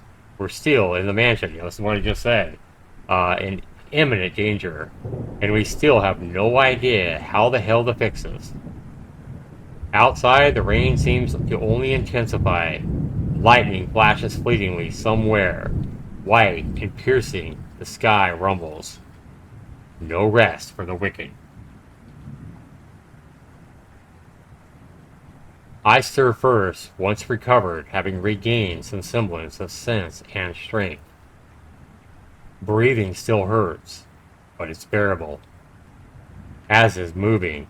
Although every small motion causes a wince, there will be bruising tomorrow, but I'll manage. Retrieving my gun from under the bed is easy, but only with some effort. I am able to drag an unconscious man to the far end of the room, snapping one end of a handcuff on his wrist while fastening the other onto the bed frame. That should keep him restrained for at least a few hours in case he wakes up prematurely. All through this, Isabella just stays quiet. In fact, she hasn't even moved since. Her hands still shake, and taking in long draws of breath while she stares vacantly in front of her, almost as if she's in shock. Perhaps she isn't even expecting any result, spurred only by some kind of desperation here. Now, it's sinking in. Unfortunately, we need to get moving. We don't have time to wait for everything to register in our heads. Kneeling in front of her, I give her a light shake. Belle, we need to go. We can't stay here. Slowly, she turns, staring at me with wide eyes. Worry flickers briefly in them, along with something ineffable. And then, without warning, she lifts a hand and slaps me right across the face. Whack! Wow. Look at that. The sound of it cracks the air, shattering the silence like a fragile glass breaking. Ooh, what is going on here?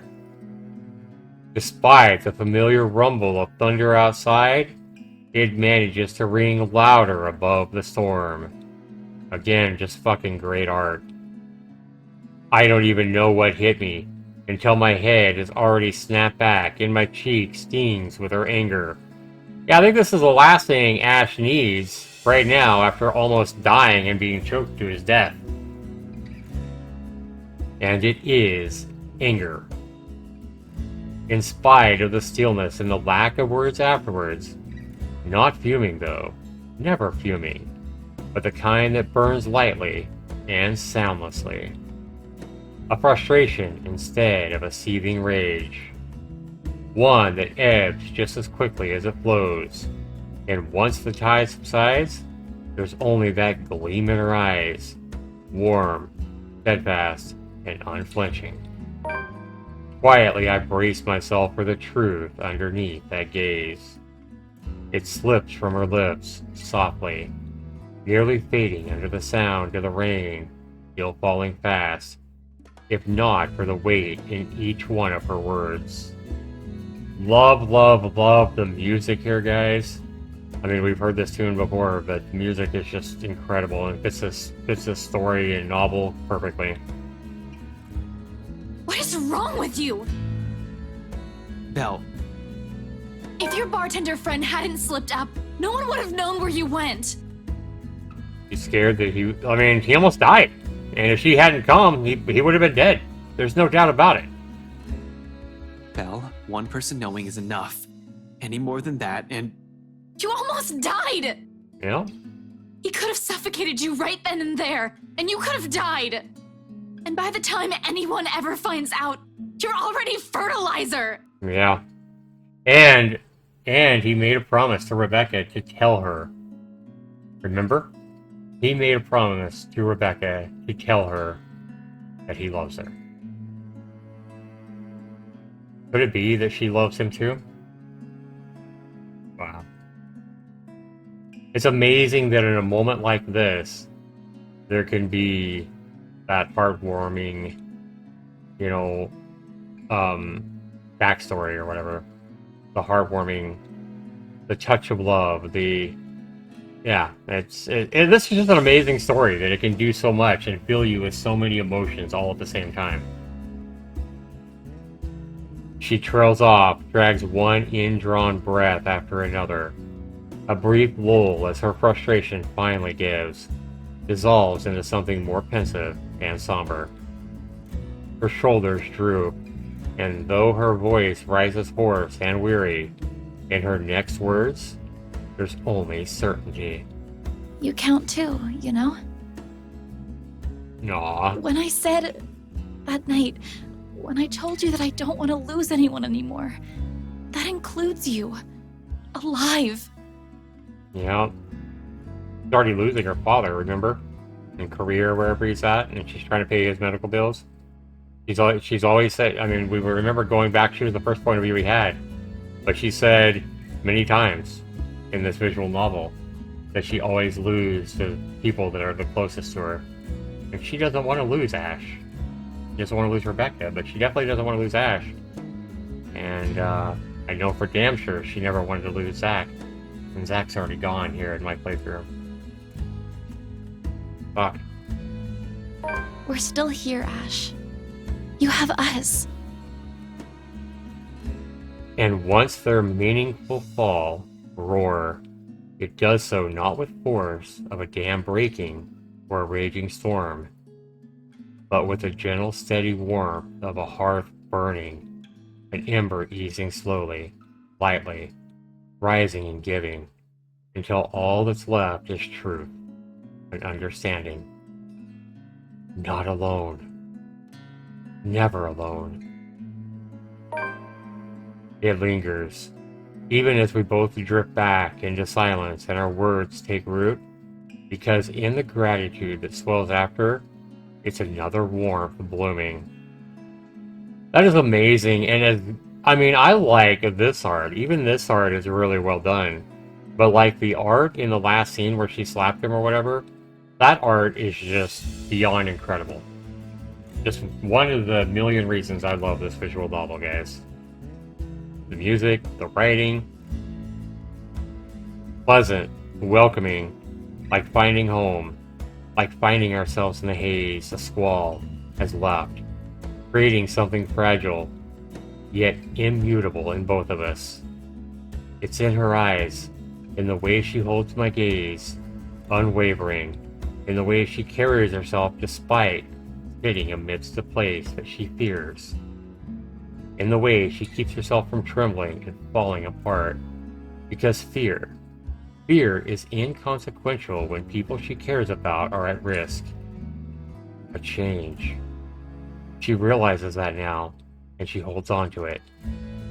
Another little thing, another small thing from her that may go unnoticed and pass by quietly, but will eventually amount to a lot of things.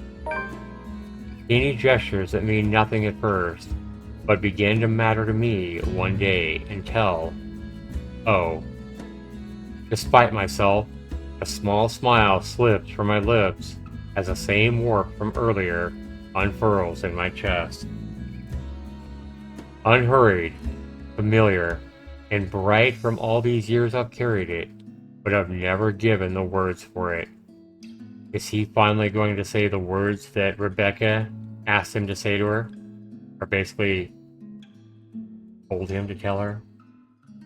Stop smiling like that, Ashton. I'm not done scolding you. Uh-oh. But this time, they come easy. I heard all of it. Don't worry. Are you really okay? That guy hit you a little too hard on the head. Here, let me... I reach up just as she extends a hand towards my face, catching her wrist in a light grip, drawing it closer and folding her hand in between mine. Although her expression does shift into a mild confusion, she does not pull it away like I'm expecting. She simply stares at me, searching. And for her to allow a gesture from me that's perhaps too close, it tells a lot of things, or it tells a lot how far things have already shifted in the past few years. Cradled in mine, her hand still trembles.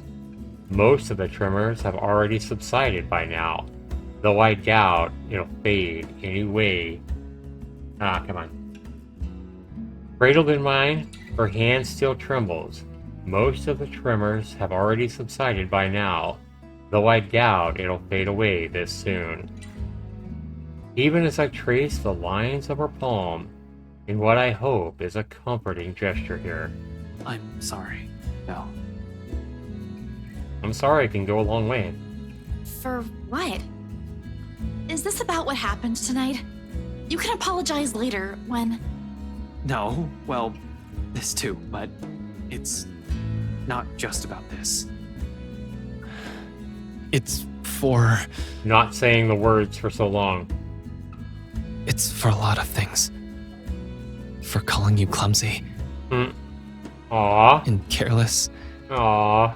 And a scatterbrain. Are you sure this isn't a concussion? You would think that, wouldn't you? Well, you don't usually apologize. Yeah, I know. I'm sorry about that too. For all the times I've teased you and made you cry. Damn.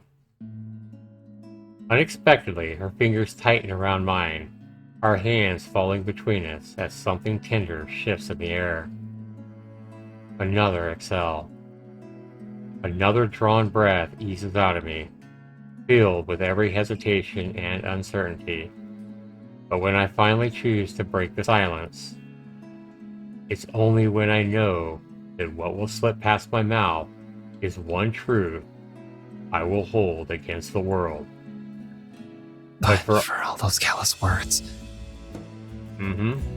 Despite all those, there's nothing that I don't love about you. Wow. Wow. Big effing words. Is she gonna take this better than he did when Rebecca said the same thing to him in the last episode? I think she might. In fact, those things, I love those.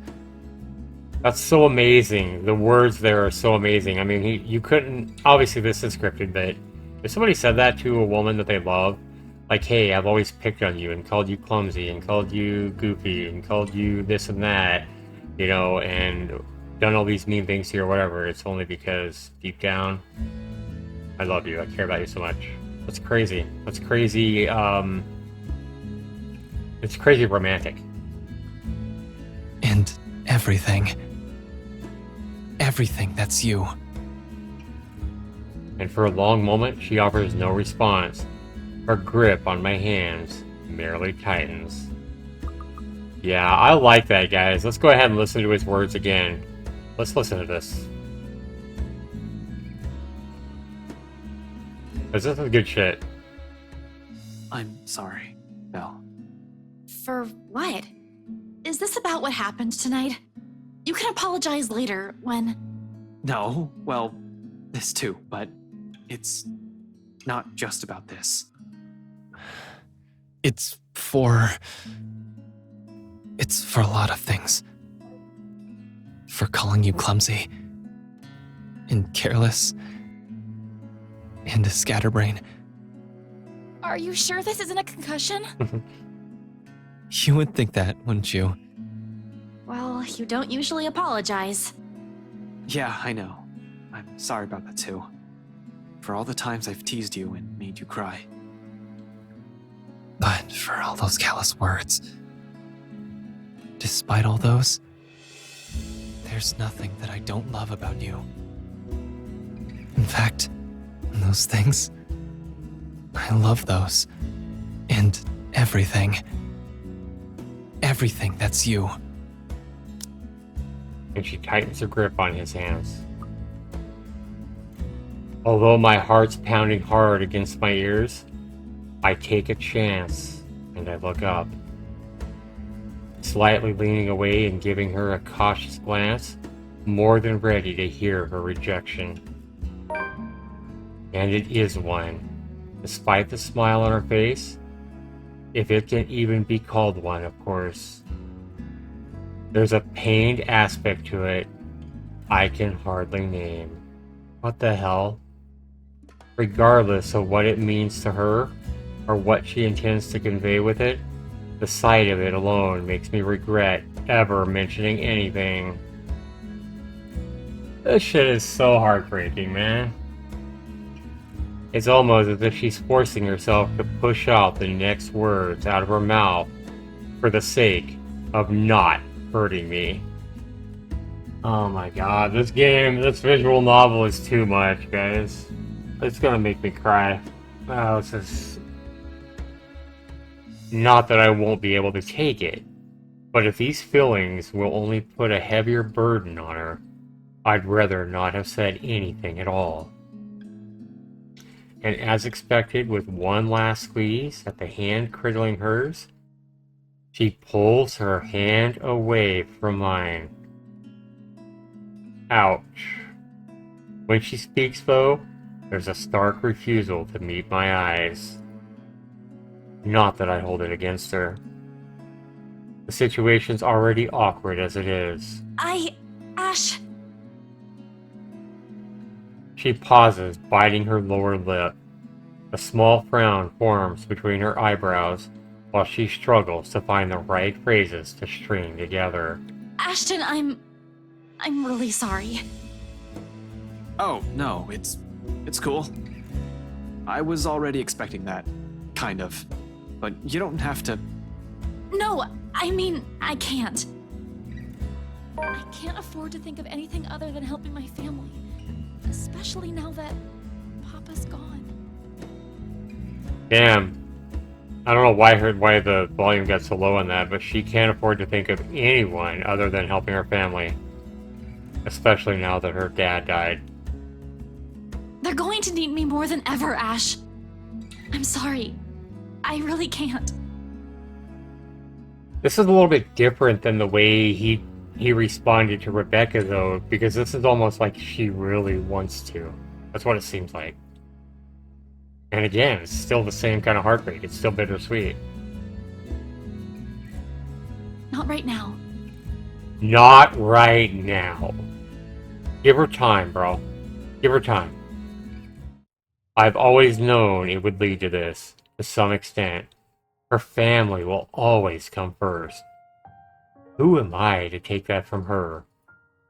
It hurts, of course, but the pain eases, knowing that in spite of the circumstances, her heart will always be in the right place.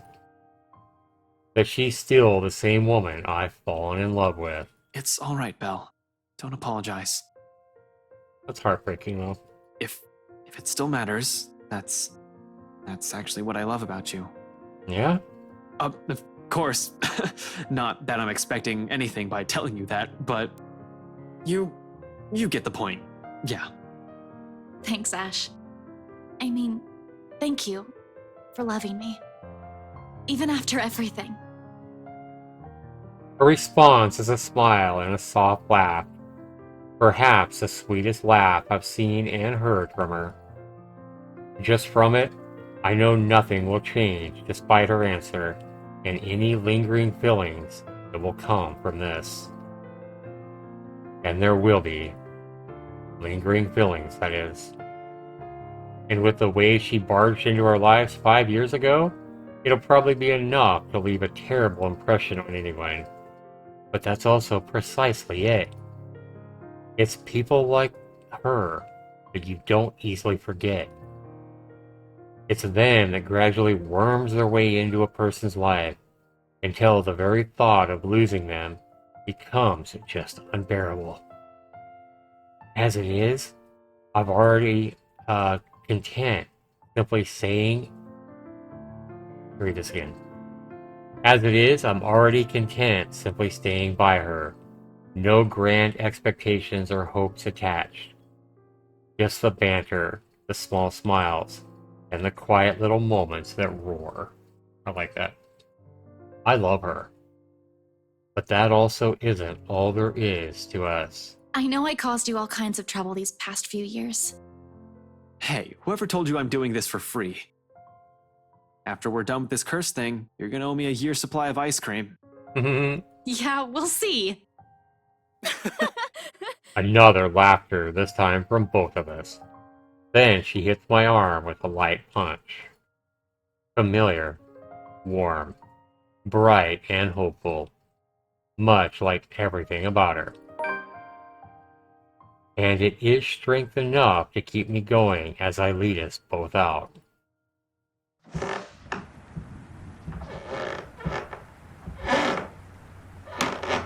Howard still hasn't come back when we make our way downstairs. Tricky considering the stairs to the attic are a bit cold. One misstep and anyone might end up slipping and falling.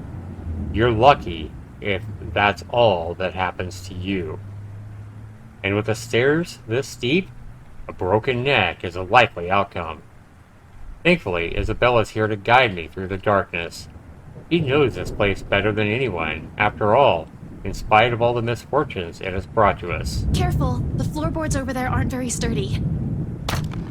Right on cue, the same board I'm stepping on creaks and suddenly breaks to pieces, falling somewhere with a dull thump. Oh shit. Scumbag wouldn't be too happy about that. Ow, my foot. See? I told you so. You never listened to me. They renovated the whole mansion. They can't even replace one tiny part of the house. Why don't you file a complaint to BRC then? I'm sure they'd be thrilled to hear it. You know it was such a rush job. Such a rush job. Outside, the winds have intensified. Even from here, I can hear the gusts battering the window in the attic. I love those sound effects. It makes you wonder why, up until now, the only person we've encountered from this house is the butler. Although, to some degree, that does make sense. He is in charge of running the place. Where are the other servants, though? In this storm, wouldn't anyone want to stay inside? The likely assumption is they're all asleep. The route I've taken doesn't really pass by the rooms they've likely assigned as the servants' quarters. However, they have also heightened security. I brushed it off earlier, thinking they'll be posted a lot closer to where the master's rooms are. But the second floor is devoid of anyone as well. As if every inhabitant of this place has suddenly disappeared overnight. Yeah, that's a little bit weird. More importantly, where the hell's that scumbag? I don't like this. I don't like this at all. The fact that we're here, right in the fucking middle of it, makes me all the more queasy. And that feeling only escalates once we reach the landing and Isabella swings the door open. She pauses abruptly right in the doorway that I almost run into her. A look of confusion's in her as she looks wildly around the place, wordlessly taking in her surroundings.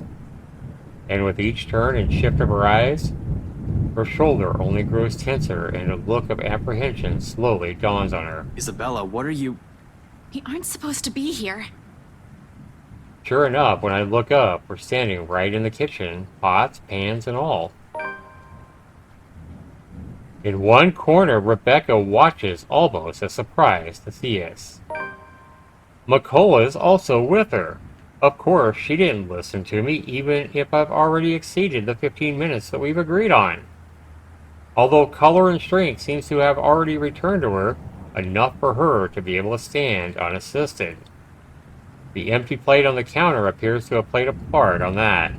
Good news, I guess. As for the other one, however... Yeah, why is Rebecca here? Relieved as I am that she has had the sense to wait and not venture deeper into the mansion, I can't help but roll my eyes at her. Although she creams me with a reprimand of her own. Did you really think you could hide this from us? I had to, Becca. You know, if Isabella hadn't asked G and that old guy didn't slip, none of us would even have any idea. Oh, damn! Isabella went to G, the bartender, knowing her good friend is friends with the bartender, and she was able to get it out of him where the hell he was. Because remember, Ash told us earlier that he was going to let G, and only G, that bartender, know what he was doing, just in case anything happened. Damn, good job, Isabella. Because if she wouldn't have done that, she wouldn't have been able to come here and save his life. So the first thing the two of you did is go straight here? Of course not, but Isabella insisted. Damn. And it didn't even occur to you to stop her? I tried, all right. She was out the door before I could say anything. And how did you guys even get in here? Both of them exchange a look. One that I absolutely don't like. In the end, it's Isabella who speaks up, albeit with a bit of hesitation. We heard someone scream, Ash. It led us here. And without warning, the door behind us slammed shut. We need to get out of here. Screw right. I need to get these people out of here. Lucky we're in the kitchen and we have two ways out. The back door and the cellar offers. Except the hatch won't budge when I pull at it, oh boy. And neither does the back door, as if something has locked it firmly on the other side. Rebecca also gives it a few tries, but even with help from Isabella, it won't open.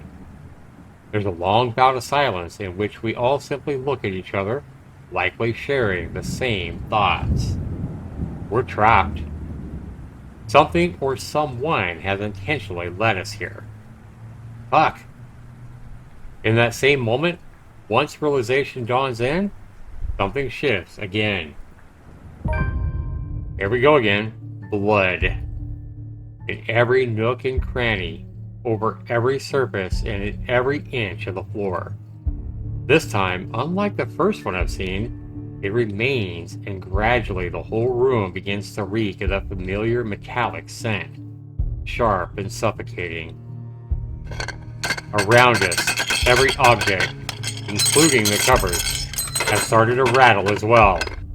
The sounds from outside, foreboding rumble of thunder, and even the howling winds have begun to fade away, replaced now by whispers, shouts, and cries of pain. Though inaudible, each beaten note bombards every crevice of my head with vague images and sounds. There's no time to make sense of everything, however. I'm already shouting, fueled purely by adrenaline now, barking orders and making a break for the door that leads into the next room, the dining. It should take us straight to the foyer where the main door is. Move! Run! Right in front of us, the mansion has started to change, and we're in the thick of it. However, inside the dining room, like it's supposed to open to, the bedroom welcomes us instead. What the fuck? An image that lasts only but a second before blood begins to seep into this room, filtering into the walls, trickling from every nook and cranny, everywhere. Furniture shakes, and every beam rattles.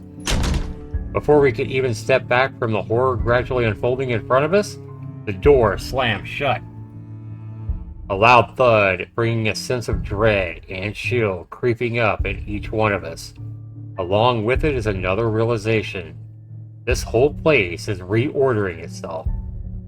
And with the door closed tight behind us, showing no signs of budging, even through sheer force.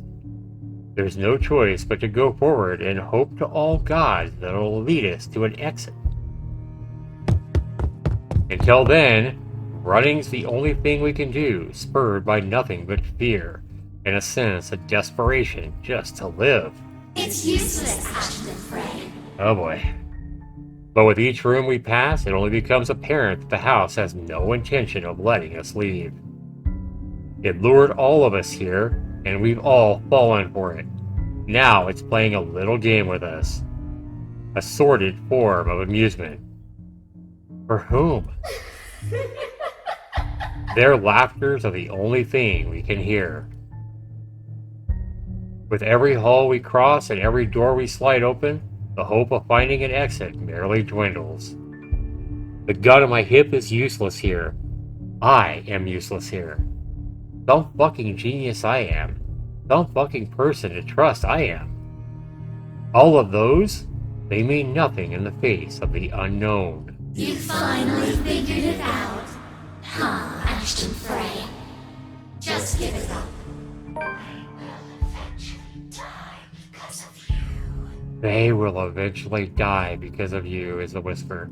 And you are going to die alone.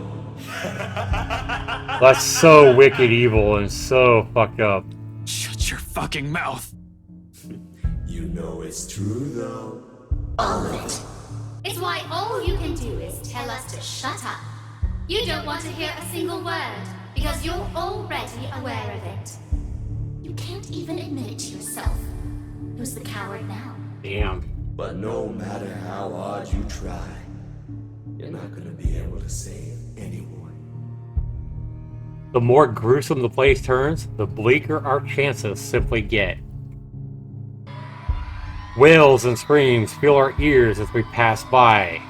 Words from a time and people long gone, laced with nothing but pure agony, calling out, reaching out to us. Their voice is almost too real, as if we're not the only ones trapped in here. That there are others begging for release from this wretched place. Or maybe it's all just a shit show? A taste of what we will eventually be? Souls forever held captive in a never-ending nightmare. My bad. I've done it, Mother. Take me with you, please. I can still hear her. She's here. Help me! Help me, please! Is this what the curse is? What it means for all of us? That the letter, not a morbid cry for help, but for invitation?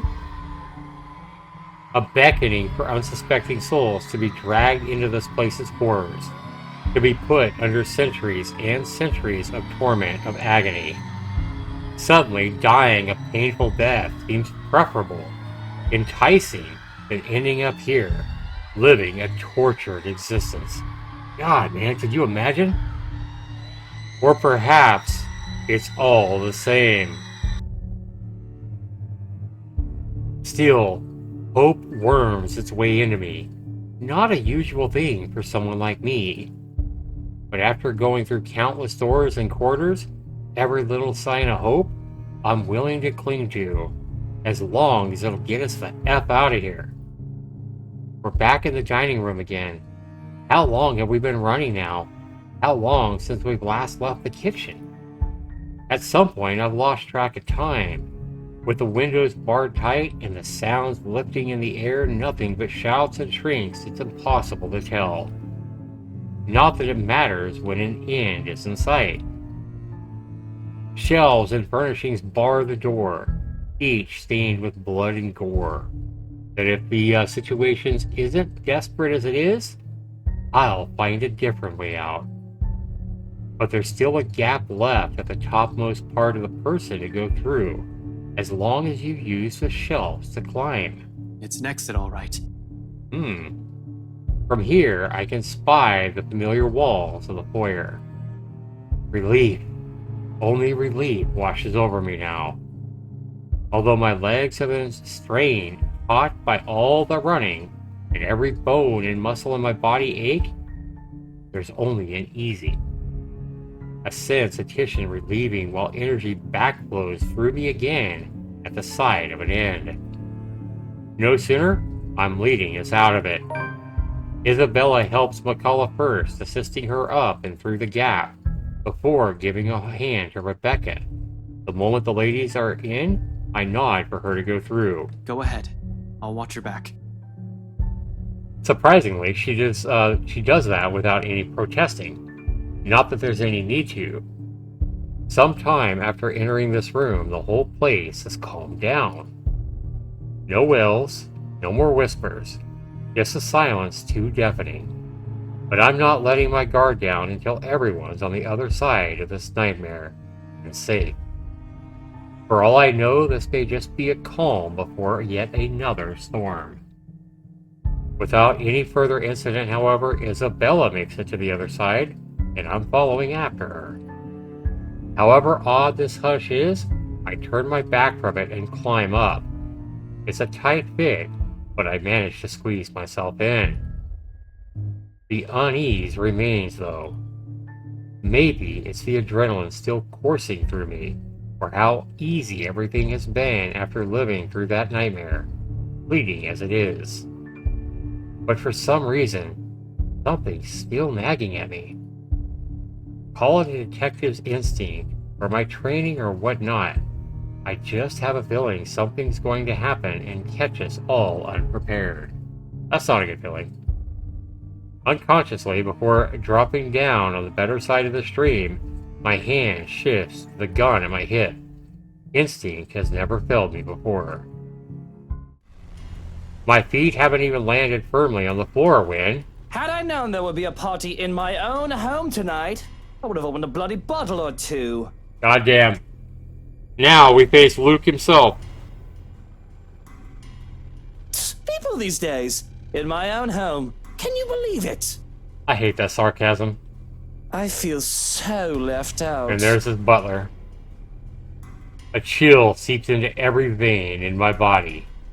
All of a sudden, every ache, every pain returns to me tenfold, and my knees threaten to buckle at the sound of his goddamn voice.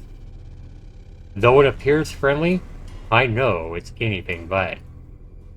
One does not spend investigating a man like him for over a year and holding a grudge against him for more without knowing everything about him. He quirks, his habits. I'm familiar with all of them. And right now, Luke fucking Wright is beyond pissed. Shifting my gaze upwards is nearly too painful, knowing the danger. Not to me, but to those who have been lured in here by the curse. There we go! Story updated. The handgun catches my eyes first, next to that smarmy smile on his face while he holds McCullough, Rebecca, and Isabella at gunpoint. Man, this evil fuck. Look at Rebecca. Look at how Isabella and Marianne, I think it is, are both like scared shitless. But look at Rebecca, how she's just pissed. Look at that rage in her eyes. Look at this fucking creepy looking, evil looking fuck. Its sight enough to lodge a painful thorn up my throat. I've been too complacent, too focused on other things that I've completely set aside the fact that Scumbag will not be too pleased to see us here without knowing our reasons. But even with those good intentions, curses and ghostly apparitions aside, we're still trespassing in his home.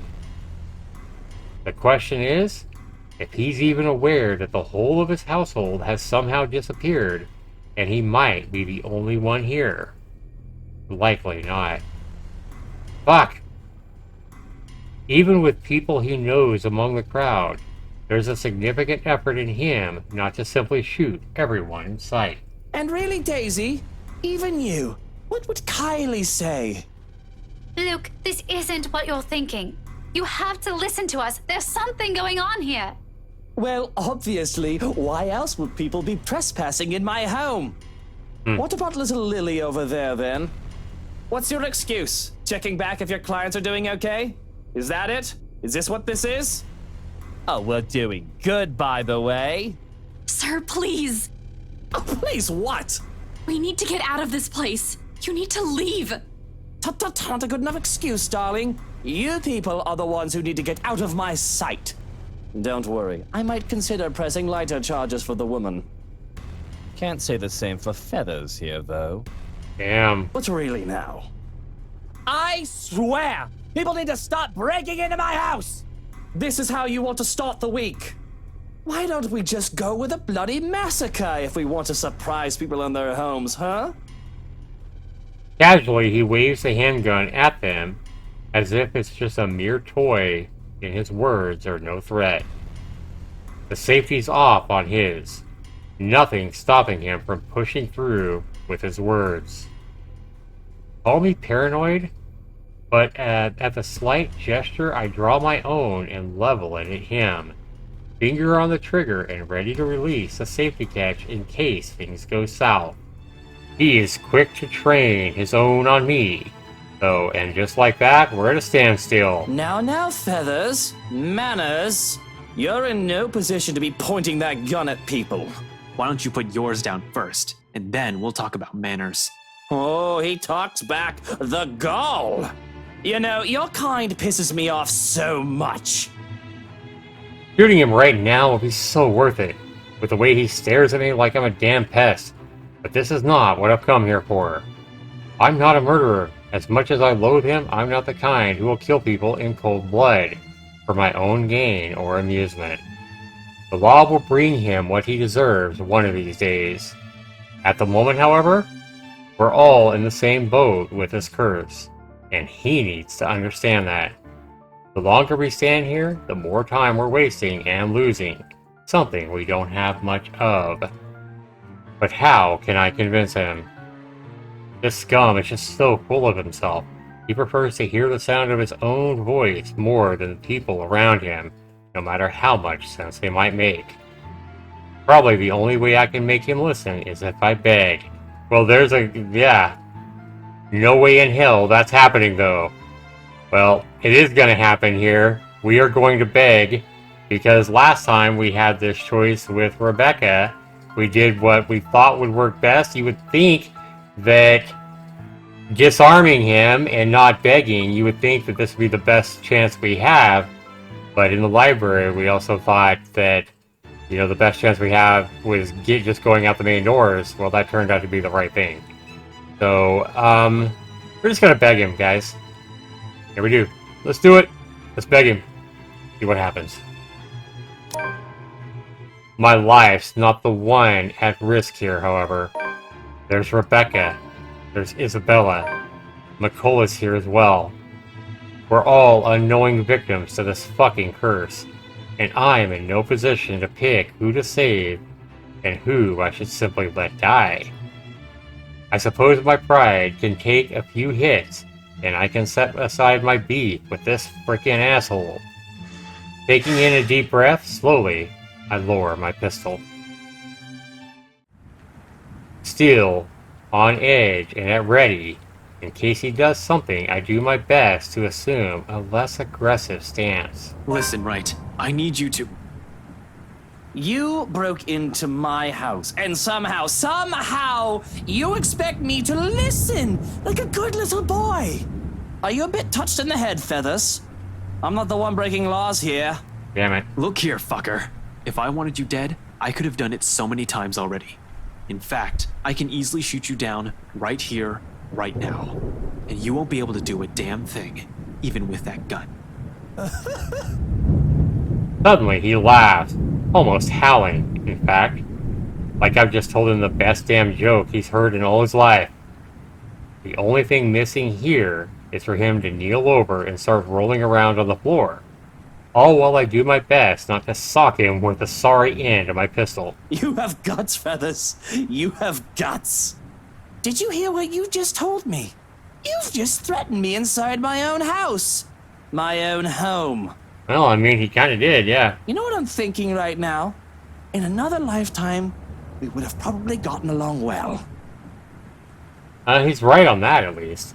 I might have ended up just like him if I didn't have Professor Andrew, Rebecca, Zach, and Isabella. One mistake, and it would have been too late for me. With his laughter rings all these possibilities.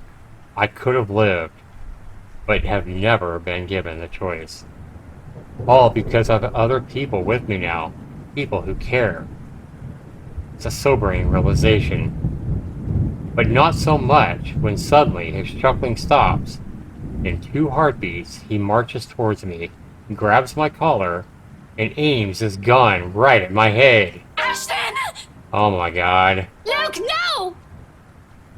At this distance, a slight flick of that finger on the trigger will be able to do more than kill just me. What is it that you people really want with me? This is the 3rd time this week, and I'm really getting weary of this little game. Did the NCA send you to apprehend me, or has somebody paid you off to kill me? Which one is it, Feathers? Mind you, my arm's getting tired. Better answer quick if you don't want to beat the business end of this gun. Damn. I keep my eyes trained on him in spite of the huge threat he poses right now. Because if there's anything people like him, like us, prefer, it's honesty. You don't give that impression without keeping a solid eye contact. I'm not with NCA. I'm just here to help. There's something else in this house, and we're all in danger. You have to believe me, right? You need to let us go. You need to get out of here before it's too late. If you want to keep your sorry ass alive, you'll listen to people with more brain cells than you. Why, you insolent! Damn it. His finger moves, but I am prepared. My hand ready to reach up, disarm him, and knock him out. If I have to drag him out of this place unconscious to keep him from suffering the fates of every other person who has died from this curse already, so be it. However, before either of us can fire a shot or tackle the other to the ground, another voice echoes throughout the foyer. A small little thing compared to the storm raging outside, it rings above it nevertheless, causing all of us to stop and turn. At the top of the staircase, Hannah Wright stands. To make matters worse, that thing is behind her, menacing, a rotting hand wrapped firmly around her neck. She looks like death. Pale and shaky, eyes red with tears. We nearly don't hear her as she pleads. Luke, help me. Please. What is Luke gonna do here? Outside, another streak of lightning flashes and a clap of thunder ripples across the sky. As if this whole thing can't get any worse or any more foobar than it already is. Damn. Luke. But we don't know what's going to happen there, guys. What is he going to do in that moment? We're going to have to tune in and find out what happened to all of us. Ash, Rebecca, Marianne, Isabella, and what happened to Luke and Hannah in that very moment. We're going to have to go through Luke's point of view to see that ending. Wow, I am riveted to this game, guys. This has been extremely, extremely good so far. This was a huge payoff for all the hours that I've been reading this visual novel all year long, and it looks like we're finally coming to the epic end. And of course, it's through who Ashton calls scumbag. It's through the scumbag's point of view. Who else? I mean, couldn't write it any better, right? I mean, I really like the writing of this visual novel. The only thing I wish is that they have created more visual novels for me to go and read after this, because I'm loving this one. Hope you guys are too, guys. We'll be back for Luke's point of view in part 26, Livestream Under the Moonshine, number 318, very soon, guys. Thanks so much for watching. We'll see you in the next video. Peace. Peace, everybody. Take care.